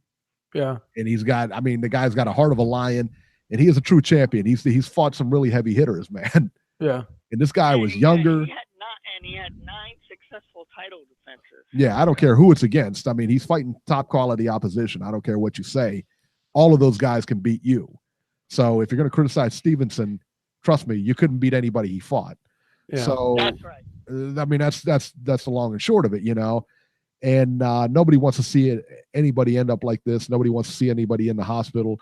Fury said it best last night. He said, we're both winners because we get to go home to our family and this and that. So it's, I hope it sounds like he's going to come out okay. And that's what I'm hoping for. Nothing after that, but hopefully he calls it a wrap after this. And I think he will. Yeah, he's probably going to have to. He will. Poor guy. Nobody wants to see that.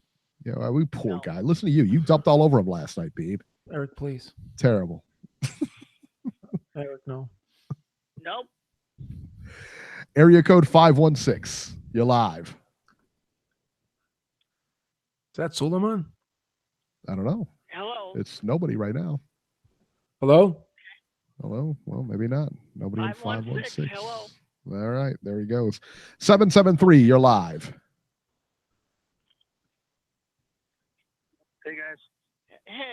What's up, Chicago? No, yeah, it's Dale. How's it going? Dale, what's happening? Dale, what is it? Yeah, congrats on the 200. Oh, thank you so much. Thank you, brother. Yeah, right on. Yeah, I was on that. Thanks for doing that media reaction show too last night. I was on that chat. And, Yeah. I mean, it was warranted for a decision like that. So, and just get into it. Yeah, the decision was unfortunate. You know, obviously, you know, I'm bummed that Georgie's call got dropped because I heard the decision. I was like, I literally thought of him calling into the show. Yeah, and as soon as I heard the decision, I'm thinking, oh my God, he's going to pull out all the mafia references and how it was sick and this and that and the other, you know. Yeah. Well, they keep giving him reasons to, so you know, I mean, that's kind of sad, right? So, yeah, I know. Yeah, but besides that, honestly, I mean, I love the fight. You know, it was as you know, Fury said at the press conference, "Are you not entertained?" And, you know, I was. Yes, we were. And it's, you know, like you said, Robbie, you buy a pay-per-view, you don't want to draw, and I agree. But I was, you know, even as bummed as I was at the decision, I was like, I loved every minute of that fight. Yeah. Like I told somebody last night, we got our money's worth for $75. It was a hell of a fight. I was saying, you know, it's like Khalil Mack, worth every penny. So, but I had my card was actually maybe even slightly wider than most. I was 116, 110. That second round I could easily see. I was very unsure about that one. That could easily be a Wilder round, and I could even see one more. You know, but you know, anything other than a draw, no way. No. A Wilder win. I couldn't see how that would happen unless you weren't scoring it. Yeah. And some of the callers who weren't scoring it, if I was just sitting there just watching, I wasn't scoring it, I could see why you might see like, wow, man, I don't know, he knocked it out twice, and you know, it's pretty close. I could see a draw, but a fight like this, I really wanted to score, especially knowing how Fury is and frankly how Wilder is too. Right. Dale, can I say one thing? If it goes to the cards, it's going to be Fury. If Wilder can land this right, it's over. And he did, and man, in the 12th round, I thought, oh my God, the fight's done. And he how he got up, I will never know. But Dale, he asking the same question. Dale, you know, everyone thought the place went nuts. He was doing the you know, cutthroat symbol, everything. Yeah. I watched it too, and I thought, holy shit! I got stood up like, oh my God, he's out, and then like you guys said last night, like a freaking movie. Yeah. Like, he gets up, and then he gets up, and he wasn't just. And I figured, all right, now Wilder's going to finish him. He's all staggered. He was bringing it, even when he got up. I couldn't freaking believe it. Yeah. Yeah, and see, the point I keep making, Dale, is nobody's ever done that to Wilder. Nobody's ever gotten up and came right back at him. It's because normally when they go down, they're asleep. You know. That's it. Lights out. Yep. He kind of, and Fury after I was alluding to, like, he's like, he might be the hardest puncher in the heavyweight. He said he's easily right now, but man, I don't know about all time. Yeah. You know, that's hyperbole from Fury, but yeah. But he kind of acknowledged, like, yeah, those are pretty fucking hard shots. You know? Yeah. Or at least the one in the 12. You know. That one behind here is kind of a weird one. I mean, yeah, that was a Stevie Cunningham flash knockdown kind of thing. But in the 12, man, right. Yeah, yeah, but the 12, holy crap! But yeah, it's just like I don't know, like scoring. It is. I get if you're just sitting, especially if you're in a bar having fun, like you probably see that. Like, how do people think that? What Fury swept this whole thing besides those. And I just gave Wilder the 2 10-8 rounds. Yeah. I could see another one or two, but maybe, yeah, that's fine. But you gotta score, like Beeb said, you gotta score each round. And what I try to do, if I can, do the Farhood. I like Steve Farhood talks about it. Within each round, try to do each minute, and then that'll give you, the round. That's what I've done. That's what I've learned to do when I'm scoring fights. I break down the 3 minutes. I say this guy won the first minute, this guy won the second minute, and this guy won the third minute. And if one guy wins 2 minutes, then he wins the round. Or if one guy, may not win 2 minutes, but he does something really strong in the round, then I give it to him if the other guy didn't do much in the other 2 minutes. But because you see guys like Harold Letterman, he'll give a guy a round for landing a big punch with like 10 seconds left, but the guy lost the whole round prior to that. And I just think that's a shitty way to score rounds. Exactly, because when I heard that, Sparta was talking about that, that's a good idea, because otherwise you find yourself like, oh, the guy who was losing a round does something in the end, lands a big shot, has a big flurry, and then maybe you go, well, I guess I'll give him the round now. You break it down by threes, like you said, whoever wins in 2 minutes, it's their round. Yeah, so it's and I did that with this. I was really excited about this, and I really focused, and it was a lot of fun. So. But whatever, it was still a great fight, and everything, the lead up to it, all the behind that, all access or whatever it is, and the press conferences delivered like we knew they would, and Wilder kind of mentioned that too. He's like, it's nice to do some of that, also sells the fight, and then afterwards, they were hugging and crying and stuff, and so kind of a weird, and Fury, I was surprised, and at the press conference, he was like, I didn't want to cry, Robert, all this kind of stuff. Whatever, it is what it is. It was a good fight. And he goes, honestly, there's a lot of Brits here, and a lot of travelers. I don't want to incite a riot. I was amazed when they both walked out to the ring. I thought there for a minute, wait a minute, did this fight get moved to the UK instead of LA? Because there were tons of Brits there. I heard there was a lot of British there, a lot of British fans, tons. Oh yeah, that's awesome. But the crowd seemed pretty evenly split. Frankly. Yeah. So yeah. Very good. In any case, but it was a good one. I'll get going, guys. We got a bunch of callers. And, maybe get George back out. Georgie. All right, Dale. Thank you so much, man. Take care, man. All right, there we go. All right, 516 is back on. Let's see if we can get him. I think this might be Suleiman. 516. Yo, I'm so sorry for before, man. I was. Is this Jesse Rican?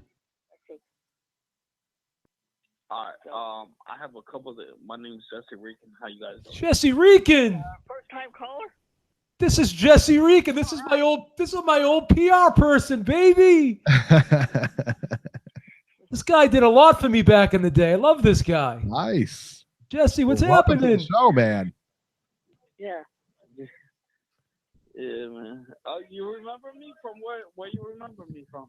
You remember me. Remember Rope-A-Dope Radio and the boxing voice? What are you doing? I can't believe you forgot me, Jesse. You're breaking my heart here. Forgot the Beeb. I'm sorry, man. Where you remember me from? What was your question, Jesse? Go ahead, Jesse. Go ahead, Jesse. I'm so sorry. I have my sister screaming in my ear. That's okay. Yeah. Anyway, go ahead. What you gonna call it? All right, man. Tyson Fury versus Wilder. One of the first of all, $75 best pay-per-view purchase in a while. I agree. And I know who the person is talking right now who said that, because I used to be on the grind and we did the PR work, and I hope we're cool with each other still. But when I got a Fury, so I got a highway robbery on this one. With that being said, still one of the best matches of all time. I think Fury literally died for 5 seconds and woke up. That was bananas. That 12th round. And that 12th round knockdown, it could only be repeated as one scene. Remember Rocky 1 when Apollo knocks him down? Yeah. Right? Yeah. I was telling Eric that last night that this was out of a movie. Yes, it is. Yeah. I felt like I was watching Rocky 1 all over again. Yep. The scary part about it is he hits his head on the canvas, and that normally indicates you're totally out. Yeah, it bounced. He like bounced. Yeah. I think he might have been out when I think he might have been out when he got clipped. I think he might have been out and when he hit the canvas. Maybe Paulie even said it when he hit. He might have woke up. Yeah, that's the thing. There's more to it than that too. Did you guys pay attention to announcers after the match happened? Kinda, yeah. Well, Because we heard the interview, you know. No, I'm not talking about the interview. I'm talking about the commentary afterwards.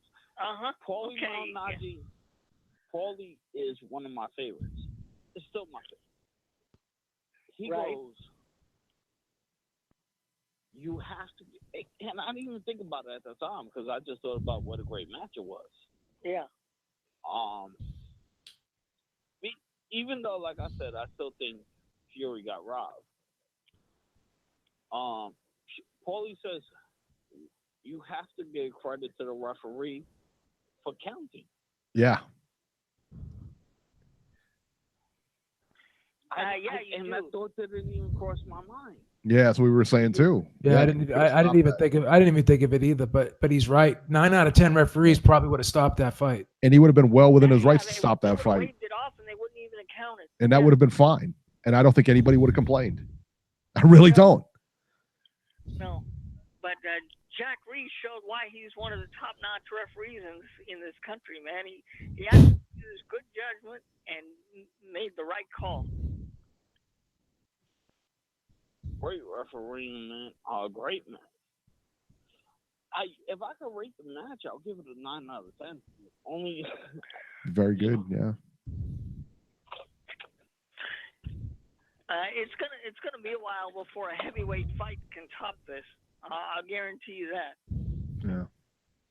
Oh, the thing with AJ, I don't know. See, I saw a couple. I was listening to the show earlier. Fury doesn't necessarily want AJ. Have you seen him on Joe Rogan Experience? He just wanted to win the fight. He's a weird cat, bro. AJ was on the Joe Rogan Experience. Is that what you just said? No, he said Fury was. Oh, Fury, yeah. Tyson Fury on the Fury. Yeah, he pretty much said, "Oh, he was like, they're like, what are you gonna do after you beat him?" He was like, "I'll pretty much fall into depression again." And Joe's like, "Please don't do that," you know. And he's like, "No, but I'm serious." He was like, "I just want to prove I could want to win this one, and I'll let them fight each other." So I don't know if the rematch is that soon. Even yesterday on the post fight conference, he said, "I'm not sure. I would just want to spend time with my family right now." So I'm not sure if we could get these rematch as soon as we would like. I don't know. We'll find out. We'll find out for sure. I don't think, like I said, man, I don't think Wilder has anywhere else to go. So I think that he's going to push for that rematch. So, yeah. All right, Jesse, we're going to get running, man. We appreciate your call. Let's see here. Let's go to the undercard here. We haven't talked about anything else, and with good reason. It was a big fight. We got a lot to cover. Jarrett Hurd versus Jason Wellborn. We're going to kind of go through these. Let me tell you what. Suleiman told us how good Jason Wellborn was. And he actually got me interested in this fight, man. And I tell you what, it didn't disappoint. I thought Jason Wellborn was as advertised. He was an action fighter. He came to fight. That being said, Hurd was just way too much for him and knocked him out with a body shot in the 4th round. Beeb, did you have Wellborn? I had Wellborn up 3-0 at the time of that stoppage. Let me see what I had. I think I did have him up 3. No, yeah, I think I did have him up 3-0. I'm not mistaken. Yeah. I had him up 3-0 at the time of that stoppage.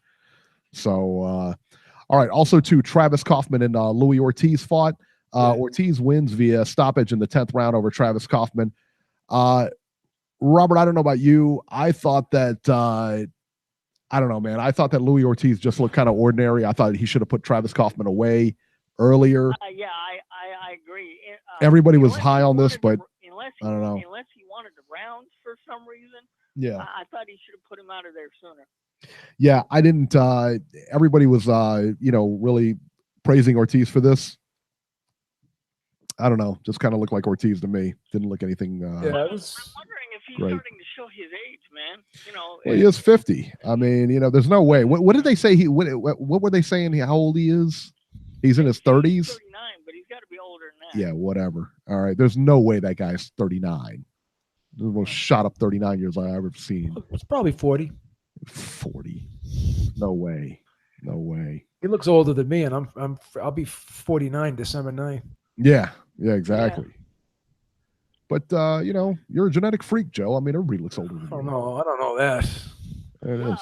Well, speaking of Joe, how about Joe Joyce? All right, let's talk about that. Joe Joyce and Joe Hanks. How about that? The battle of the two Joes. Joe Joyce stopped Joe Hanks in the first round. I'll tell you what, man. They talked about moving Joe Joyce a little bit quicker. He's got 6 pro fights or whatever. And they talked about moving him up against like some of the upper echelon guys, like, ranked opponents. I say not yet. Put the brakes on that too early. Yeah, that's what I say too. I mean, it was like thanks, Robbie. Yeah, I know, right? He just jumped right in there, Yeah, I thought it was not a compliment.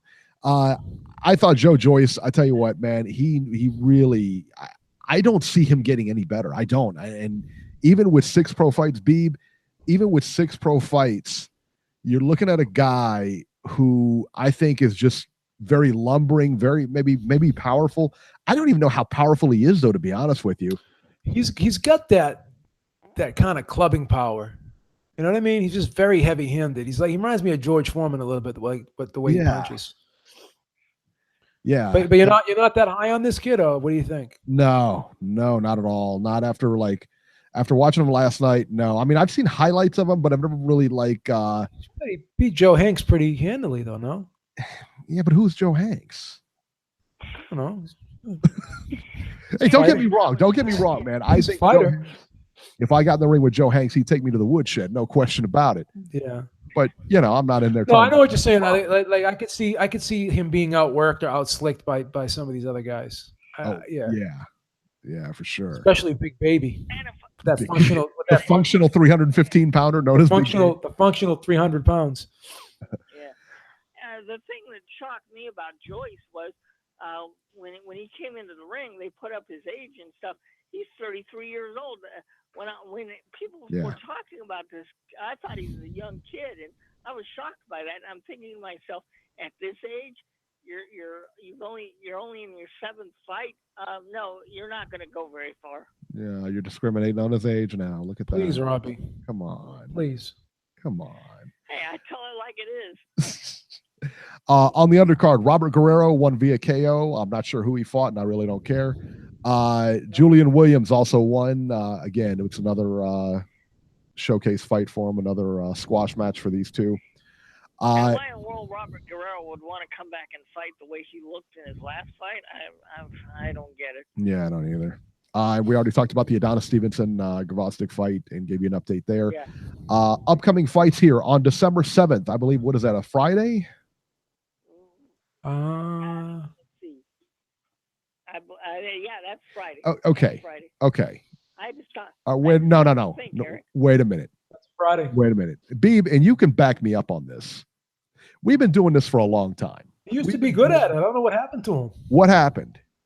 He used to be like a calendar, walking calendar. Yeah, I give him a date, and all of a sudden he rattles us off like nobody's business. But now, for whatever reason, he can't do it anymore. What's going on? What is going on, Robert? He can't do it anymore. I'm not liking it. Can't do it anymore.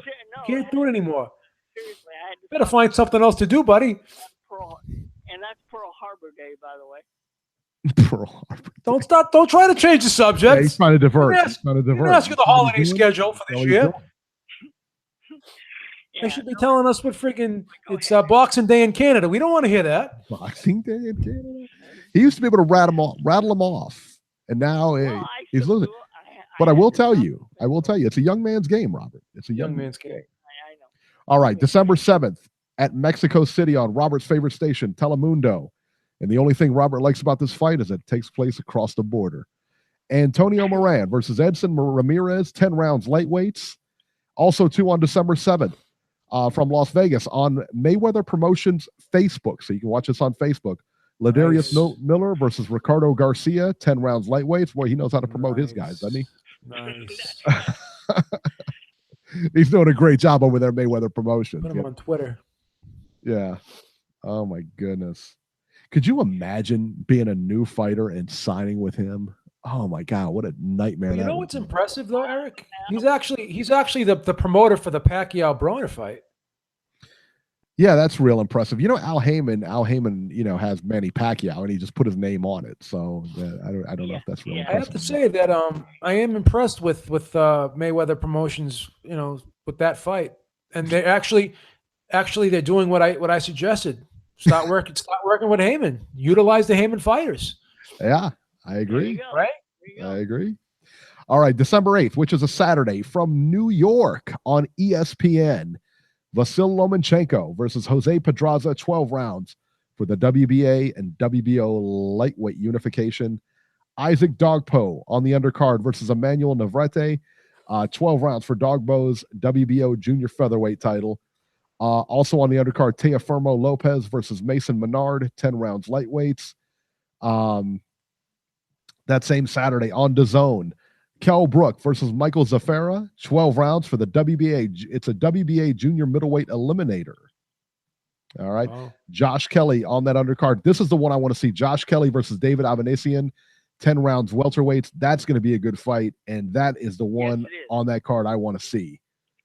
That is a can't miss. From Carson, California on HBO. I can't even believe I'm about to like read this card to you because it's so shockingly bad. It's awful. It's HBO's last card, hopefully ever. But you know, some people go out with like a home run and some people just strike out looking. This is the one where you strike out looking.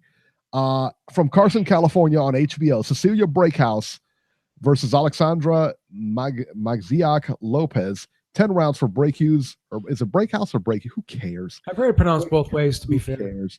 The WBC, WBO, IBF, and WBA women's welterweight title. This is the one. Isn't this the one that made out with that other girl at the presser? Beeb, you remember this? Oh, Breakhouse. Someone kissed. Did Breakhouse kiss them? Or someone kissed Breakhouse? Yeah. Yes, I would know. Somebody kissed Breakhouse, wasn't it? Yeah. Was it a chick that kissed her or something like that? What was the girl's name again? I don't know. I don't remember. That kind of turned. I can't say. All right, but anyway, she's fighting. Juan Francisco Estrada has replaced Chocolatito on the undercard. He will face Victor Mendez, 10 rounds junior bantamweights. And Clarissa Shields versus Fenke Hermans, 10 rounds for Shields, IBF, WBA, WBC women's middleweight title. Who cares? Will you watch that card, B? Will you watch that card? I'm a loser. I watch everything. What was I thinking? Robert, will you watch the card? 60 seconds. I don't really want to, but I'll probably record What the hell else am I going to do? What else is Beeb going to do? You know. Also from Indio, California on Facebook Watch, Rene Alvarado versus Carlos. Who's putting this on? Versus Carlos Morales, 12 rounds, WBO lightweight eliminator. Who cares? Listen to Jason. He wants to get back on the line. Yeah, we'll put him back on.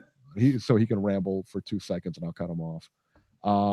All right, and that's it. Hey, what do you guys think about that Lomachenko fight? Do you guys think? I like it. I like it. I don't hate it. I don't. I mean, do you guys give Pedraza a chance? He can make it interesting, but I don't think he's going to win. So I guess I don't give him a chance to win, but I give him a chance to make it entertaining and interesting. Yeah. He's not going to go away quietly. No. But Gervonta Davis handled him pretty easily though. Yeah, he sure did. So now it'll be interesting to see. But styles do make fights, and Lomachenko's maybe not as big. Would you say Lomachenko is as big of a puncher as Gervonta Davis? I would argue against it. I would say probably not. I don't know. You know what? No, raw power. No, right? But he's just more like.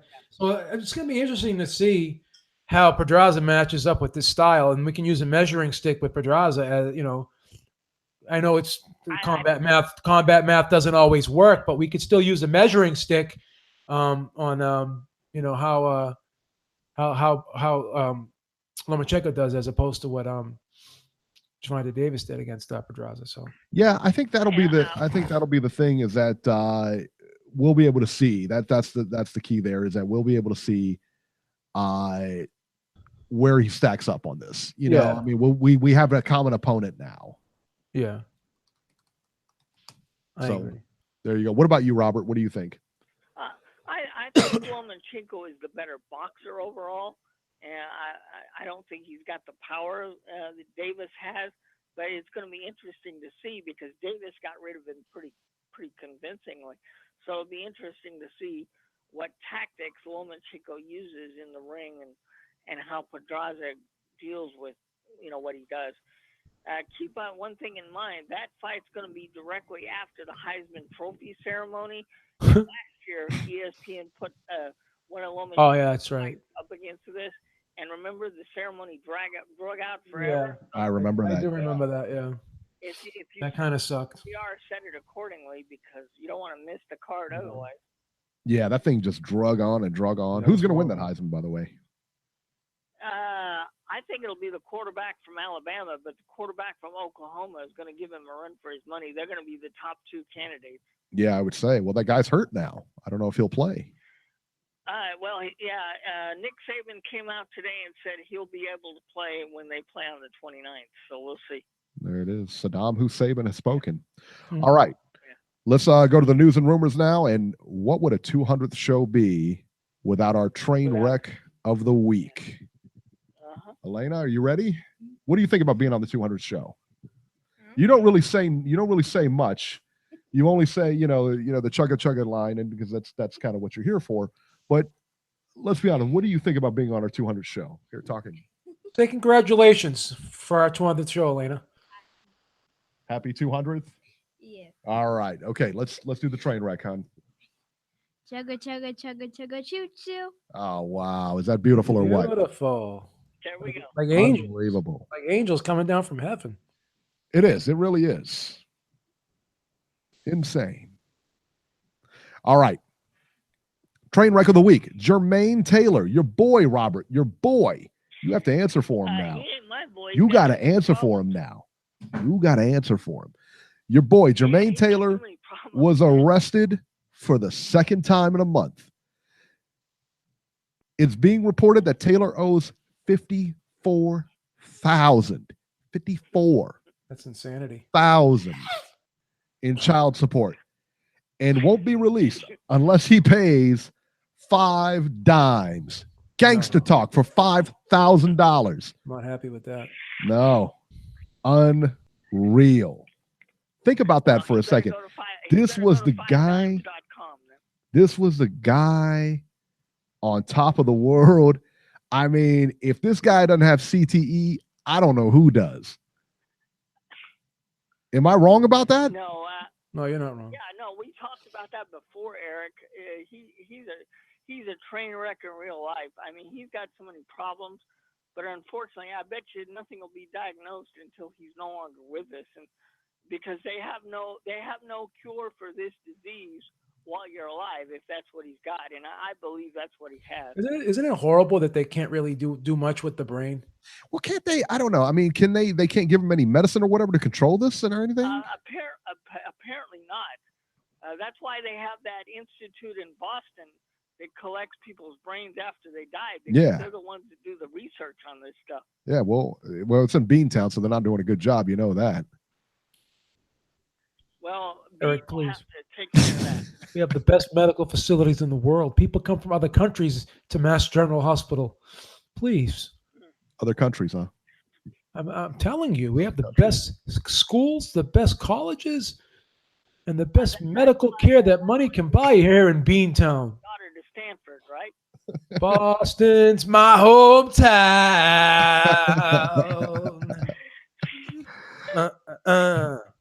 All right, another news. Muddy water. Badu Jack versus Marcus Brown will be on the undercard of Pacquiao and Bronner. That's a good fight. I love that fight. I'm looking forward to that. That's a great fight, man. That's a really good fight. Dana White from the UFC has called Oscar a cokehead junkie. How about that? That was the funniest interview I've ever heard in my life. Did you? Yeah. Did you hear the interview? You know, you can say what you want about Dana White. When he goes off on a tear, Uncle Dana, baby. When he goes off on a tear, he is fucking hilarious. It's amazing. Oh, he is so funny. Dana White railed against Oscar De La Hoya about the Chuck Liddell-Tito Ortiz fight. Liddell, who was real close with Dana White, I mean, they talked to, from what Dana says, they talk to each other like every week and stuff. Yep. Liddell was knocked out in the first round and probably should not have been in there anyway. No. And Oscar at the end in the press conference, him and Tito were both saying, you know, if you want to make more money, come over here. Don't stay at the UFC, this and that. And don't stay at the other promotions. I don't think they mentioned the UFC, but they did say, you know, don't stay in the other promotions. Make money here with Golden Boy. He said that, you know, most of the guys were getting like 3,000 or 5,000 and stuff like that. He said that, you know, Chuck, he said he couldn't even, Oscar at the press conference was a nightmare. He said because he couldn't even pronounce Chuck's name right. He kept pronouncing Liddell versus Liddell. He didn't know who was on the undercard. That was our train wreck last week, Eric. Right. He didn't know who was on the undercard and everything like that. And Dana White just let him have it. I mean, it was about a 10-minute just grill fest. I mean, he was just killing him. It was horrible. Yeah, it was crazy. It was awesome. It was very sad. I love when Dana White goes off about anything. Oh, it's hilarious. So entertaining. It's bananas. So entertaining. All right. Let's bring Jason back on here. Jason, if you swear to God, if you go off topic or just say something just completely stupid or just try to argue in any way, you're not giving him a chance. If you like, we can't. It's like my do one of those things. I mean, don't act stupid, and you say I'm not giving you a chance. That's like telling freaking Santa Claus if you wear a red suit, you're gone. I mean, you can't say that. Please, you gotta let him be himself. All right, Jason. Don't you think Dana's been listening to the show? Oh, of course he has. Yeah. He's Uncle Dana. He's on my Twitter profile. Of course he listens. Also, did you hear what he said? He said Oscar was on the stage shaking, like rubbing his hands together, saying it's cold up here. Did you? Yeah, he sure was, man. He's going through withdrawals. And Beeb, did you hear the pay-per-view numbers? Lance Pugmire said they did 30,000. And I only said he said 25K. And then Tito Ortiz had the gall to come out and say, if you guys want to get paid, come over here. Like yeah, that's bad. Come on. I mean, like Tito Ortiz got 200,000 for that fight. He got like $3 million for one of his fights with Liddell when he was over in the UFC. And now he's fighting for 200,000. And you know Bellator's not paying him $3 million either. Yeah, that's terrible. Get a job at the UFC PI Center probably. Make $200K a year just sitting on his ass. They gave him a job before. Also, Beeb, another big rumor, like, you know, I've been kind of breaking these stories. I'm on a hot streak, so let me tell you another one. Breaking story. I'm proud of you. You actually prefaced your statement with the word rumor. You said the word rumor, so I'm proud of you. You're graduating. I'm proud of you too, Jason. You're graduating, my young Padawan. There it is. Hey, relax. Let me finish, bro. Come on. Hey, Beeb. Yes. Get on your Twitter and type in Barbosa Box. This is an ESPN journalist, Spanish. He said that GGG and the whole 360 promotion Tom Lawful roster are going to PBC. PBC is the front runner. Chocolatito, GGC, and that dyke chick, Cecilia Bright, because they're all going to PBC. The dyke chick? You can't. First of all, you need to retract that last statement because this is a family channel, and you're going to get this video banned. And it's going to be demonetized. And I need that $2. Okay, that's what I use to I contribute to freaking gas money every week. So don't jeopardize my $2. Beeb, what do you think? I'm stoked if that happens. I don't think it's a bad move to go to PBC. I don't. I really don't. I don't think so either. I don't think it's a bad move. He could fight a bunch of their 168-pounders like Caleb Plant, Benavidez, right? Yeah. No, he could. And can I tell you something else? Also, can I say one thing? I hate to hijack your call. I don't think he's going back down to 160. I don't think he's going. I think he's going to be a 168-pound fighter. Yeah. Well, I agree.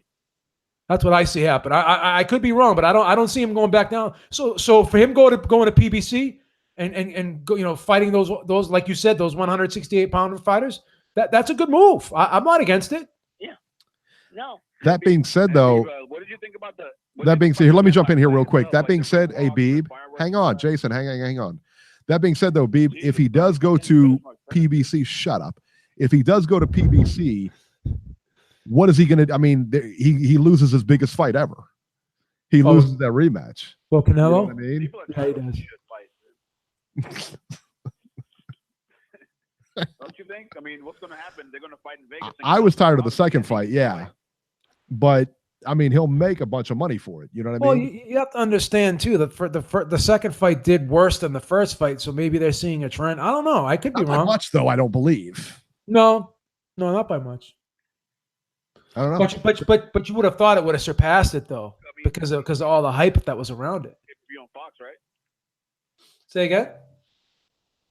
Charlo versus GGG, that could be built up into a fucking. Oh yeah, I forgot about that. You got Charlo over there too. Yeah. Yeah, I think so. Also, Beeb, what did you think about the event last night? The ring walks were awesome. The fireworks, how they brought down the WBC belt from the round. That was nice. That was nice. But can I make one complaint? Can I say one complaint? Yeah. And this is not just with PBC. This is with all boxing cards. Why do they have so much time elapse in between fights? Like the UFC gets them out there quick. Why do they have so much time? And again, because they don't have enough fights. And I hate to say this. Do we really need the national anthem played at the for the fights too? Go ahead, Beeb. Is that a prerequisite to having the national anthem played? Like, is it wrong for me to say that we don't need it? No, it's not. UFC doesn't do it either. Yeah. UFC doesn't do the national anthems. No. But regular PBC cards, they have a lot of fights back to back to back, right, Eric? Yeah. Oh, yeah. Absolutely. Yeah, they do that. They do that. When you go to a PBC event, I mean, when you sit down at 5:30, and that's when the guys walk in the ring, and you don't get out of there until past midnight or 1 o'clock, because it is constant. I mean, you really don't have time. If you're watching the fights, if you're like a spectator there, you don't have time to get up. You don't have time and there is no intermission. There might be one right before the live TV, like a 15-minute, but I mean, they have it down to like a well-oiled machine. They really do. Hey, Robbie. Yeah. What did you think about the pay-per-view last night compared to the Canelo GGG disaster from top to bottom? How they made people wait like 2 hours to watch like 2 fights. What did you think? Yeah, about that? no, actually, I thought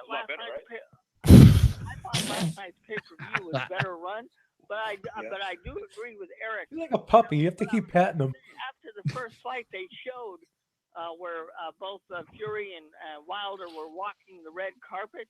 I have a feeling on these pay-per-view shows when the first fight comes out and they're in the ring, the next guys that are supposed to be on the card, they're in the process of getting ready.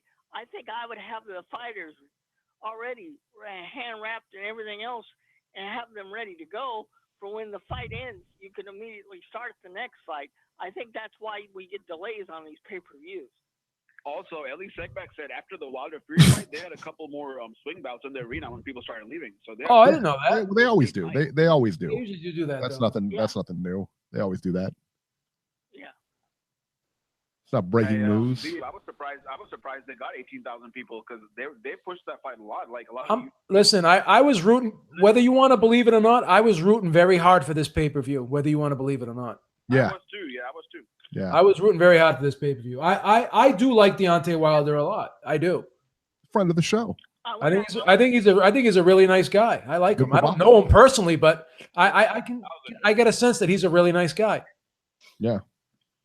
Who do you think, Beeb? Thanks for letting me call in. All right, man. All right. Thank you, Jason. Who do you think does a better pay-per-view? The Chuck Liddell Tito Ortiz fight or this one right here, the Wilder Fury? I'm gonna say this was a good pay-per-view. I can't complain. I thought it was good. I enjoyed this pay-per-view a lot better than the Canelo Golovkin pay-per-view. Yes, I did. I don't know, man. You know what? I like the Canelo. I liked it, and I didn't hate it. I didn't hate it. I just think I didn't like the fact that we had to wait 6 hours between fights, though. That I thought the time management, and I will tell you this, and being at like HBO, we've been to like a couple of HBO fights now and stuff like that. Their time management on their fights suck. I mean, HBO, you said? Yeah. Yeah, they suck. They're the worst. They're the worst. And then you hear Lampley and Max. the way they feel, like I don't mind listening to Al Bernstein and Paulie Malignaggi or even Mero Ronaldo, but I cannot stand listening to fucking. I really dislike that HBO broadcast team. They aggravate the shit out of me. They just say the most insignificant things, I should say, not insignificant. They say the most insignificant things that are just stupid.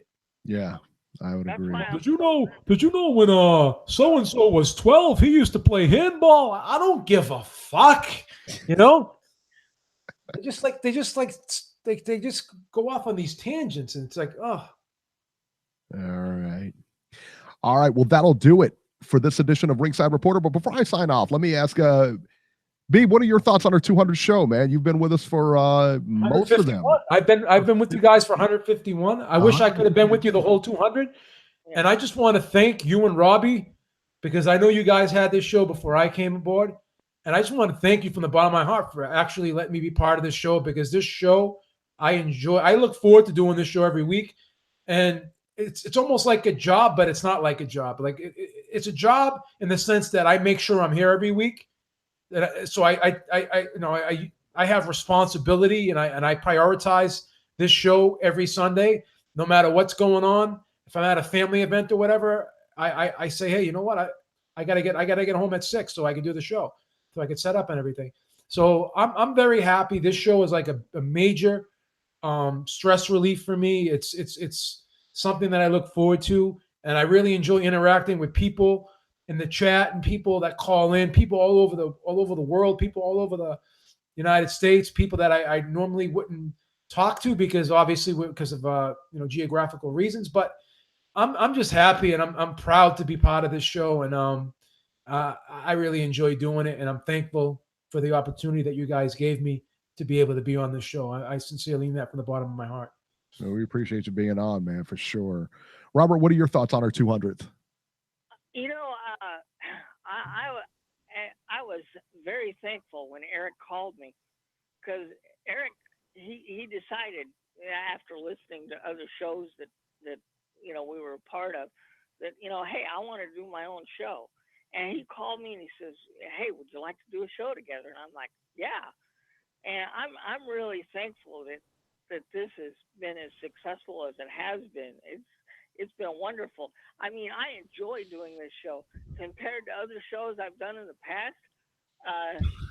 With other shows, I felt like, well, wow, am I going to get to say a whole lot today, or what's going to happen? On this show, yeah, sometimes we step on each other's toes, and it gets crazy, but the three of us, I think we enjoy working together. We absolutely have time, and I hope this show goes on for many years to come. All right, and I tell you, and it's funny that you mentioned that. And I remember the first time I called Robert and asked him, and you just kind of go back and say, well, what if he would have said no?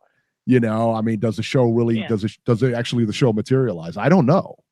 Because I would not have said no. I mean, with Robert, I heard him and I said, he has a lot of boxing knowledge, and he had, a lot of, just a lot of intelligence when he talked. He was just intelligent when he talked. He had a lot of knowledge and everything like that. And I thought, I think I can make a good show with this guy, And so I called him up and he said yes. And obviously the rest is history. And I remember the day that Robert called me, and I've told the story before, and Beeb knows the story, obviously, but I remember the day Robert called me and said that I think Joe Habib, he says, you know him? I says, yeah. He says, well, I think he would be interested in doing the show, and I says, well, I don't care. I said, I don't care. I had absolutely zero interest in Beeb coming on, and I said, no, I said, because we got a show here. And I said, I don't know. We work well together. And I think adding the third guy, I don't know that really works out, and, I'm usually not wrong. I mean, 99% of the time I'm always right. And this was the 1% of the time that I was definitely wrong. But Eric, I knew from listening to Beeb and working with Beeb on other shows that he would be able to add something to our show that neither one of us could do. The way he breaks down fights, the way he studies fighters and goes for. I mean, the two of us, we know an awful lot about boxing, but he actually, it's like a football coach breaking down the team's film every week. I mean, he does a fantastic job at that. Thank you, Robbie. He talks about the betting lines and things like that, and that stuff we don't cover. And I knew if you added Joe to this show, that it would go to places it's never been, and I'm glad that I finally was able to talk you into and plus allowing him on, because he adds something to this show that neither one of us could do. And you know, that's the thing. I love the beating the odds with Beeb. He does a great job at doing that kind of stuff. Yeah, he's very good at breaking the fights down. I think that, and that's the element that he's very good at, is that you take those fights and he's able to dissect them. And if you have an issue with the fight, hey, why, you know, we talked about, we do this every show. I mean, I have a question for him every show. Hey, did you notice Bivall's stance last week? It was a little, his front foot was out, and, you know, he's able to dissect that, and we're able to, you know, dissect things and everything like that. And anytime I have a question like that, I always go to Beeb 100% of the time, because I know he'll have an answer, you know, or he'll have seen the same things I saw in that fight, you know, and I can go ask him about it or something like that. I mean, that's, and that's something that was definitely missing in the show. And I couldn't be more happy about, you know, bringing him on and, you know, again, being wrong, of course, you know. And I have to say, on the other show, I didn't always show my best side. And I know if people see some of my antics on the other show, they would be like, this guy's toxic. I don't know if I want to deal with this guy screaming and yelling every week. But actually, it's ironic that you mentioned that, Joe, because that's one of the first things Eric said. Yeah, I remember. He told me that too. That was one of the first things I said. I said, because Robbie said, you know, and I said, you know, I'm not interested. I said, he's too argumentative. I said, he's really too argumentative. And I said, you know, you get him on the show and he'll just scream. He'll scream over callers. I said, he'll scream at you. He'll argue with you. And I said, I don't need that. I do the show to kind of like, it's kind of an escape, you know, it's kind of a relaxing thing. You go in because you want to talk about a topic. I don't need to get worked up doing my own show, you know? Yeah. And I'm the one that told him, I said, no, you get him at a different platform, you won't see that. And we haven't seen that. I mean, well, you still see it every now and then. Real Joe Habib on a real boxing show where he can be himself. The other place where me and him both contributed didn't allow neither one of us to do what we wanted to do. Yeah, and that's I remember the first time talking to Beeb, and I remember the first time talking to him like one-on-one, and just what a nice guy he was. And I'm like, this is the same guy from the show, you know, because Robbie was no, he's not like that. Trust me, he's not like that. And I remember, like I said, just talking with him, and I'm like, wow, this guy, I've never, you know, this is just weird. I mean, because he's nothing like what I pictured. You know how you always have that, you know, people like what we picture them, and then you talk to them and they're completely different. And that was this. And he, like I said, I mean, and not once, I mean, we always have disagreements on the show in the sense that like our cards don't match up, or he thought this guy won, or this is a better move than that one, or whatever. But not once have we ever gotten into an argument. No, we don't bait each other on this show. Right. We don't disparage each other on this show, and we don't discredit each other on this show. The problem is when people call in sometimes and then they discredit us or they name call us. Every now and then we get sucked in, or at least I get sucked in, and then I try to reel myself back in. Well, but I think that's part of the show. I mean, that's part of like, you know, doing this kind of thing. But as I get older, that makes it fun, and it does. At times it does make it fun. At times it gets irritating, but at times it's fun. And I do love Jason, man. I do. We all do. I mean, we wouldn't let him on. Let me tell you what, we wouldn't let him on. I appreciate him. So if anyone thinks I don't like Jason because I always yell at him, that couldn't be anything farther from the truth.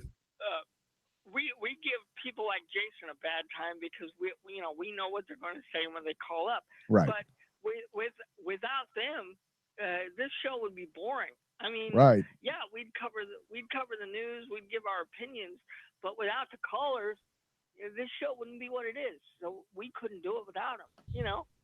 Yeah, absolutely. Absolutely. And if you would have told me, I mean, I remember, you know, our first one, I mean, the first show Robbie and I did, and I was just, you know, I remember looking at the numbers and I was just so happy people were listening. I couldn't even believe, I mean, it was such a low number and I couldn't even believe it. And I was like, oh my God, somebody actually listened to us. You know, let's keep it going. And going from what we were to what we are now and keep growing and everything like that. Yeah, just amazing. I mean, and it's a slow burn. It's a slow burn, and yeah, you know what? I don't get discouraged with that. No, you know, because we know the other show is huge, and we don't disparage the other show for being huge, but at the end of the day, we're still going to be who we are. We're not going to, you know, sell ourselves out. That's the thing. We're not. Yeah. We don't really. You know, that's the other thing too. We're is not that do clickbait shit. Not going to do clickbait shit. We're not going to go out of our way to yell at each other and stir up controversy just so we can get hits. I mean, we're gonna. And, you know, we know who we are. On the other show that we used to be on, they used to ask for donations all the time. Well, we're not going to get into that. That's a tax issue. We don't it's a tax ask issue, people probably. to do that. We want people to enjoy what we do. Yeah. That was, you know, I tell you, that was one of my things when it first got started, and then you remember how like all the shows were going to Patreon and stuff like that. I mean, we had that exodus where all the shows, you know, it only lasted for a couple of months, and they realized that, you know, look, I always thought it was real arrogant, you know, because people would ask me, are you guys going to Patreon, or how come you guys don't, you know, are you guys going to keep the show free? I always thought it was like real arrogant to think that anybody would pay to hear us talk. Well, not only that, it's like, what are we like? What are you actually paying for? Like, all these guys are pretty much doing the same thing. Yeah, like they're not really doing. You're not getting extra for paying. Oh well, all they're doing is withholding content that they normally would post, and they're charging you for it. It's not different than what they're already from the stuff that they're already doing. Right. And, yeah, and I can't disparage all of them. I mean, they do what they do, and I can't. I mean, listen, they're trying to make money, and I'm not against it. I'm not against that either. But I tell you, from my vantage point, it was never really about the money. I mean, it's a good thing because we don't make any. But you know, I mean, but that's the thing. It's like everybody thinks we make tons of money. We don't. It's never really been about the money for this. This has always been like that place where I could just go and talk boxing with Robert and Beeb and whoever else wants to listen in and get feedback on the fights and everything like that. And that's kind of all the show is. You know what I mean? Yeah, that's what it is.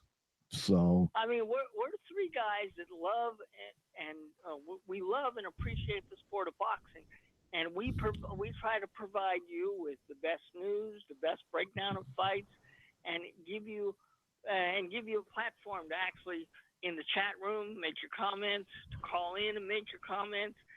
We're here for you. That's why I used to jokingly say, we're not a pay-per-view show. You know, we're here for the boxing fans. We're here for people that enjoy the sport. I mean, we've got all kinds of boxing content now with the ESPN app, with DAZN, and people going to different networks and things like this. I mean, this sport is always changing, but we're not going to change. We're going to give you the same show that we always give you, and we just hope that people appreciate it. And we're always thankful when new people call in and say, "Man, I've been listening to you guys for a long time, and that's awesome." To call. That makes us feel on top of the world, man. Sure does. New. Yeah. Sure does. But you know, all that aside, I mean, if you do want to send money, please send it. I'm definitely not against that. Yeah, right. Yeah.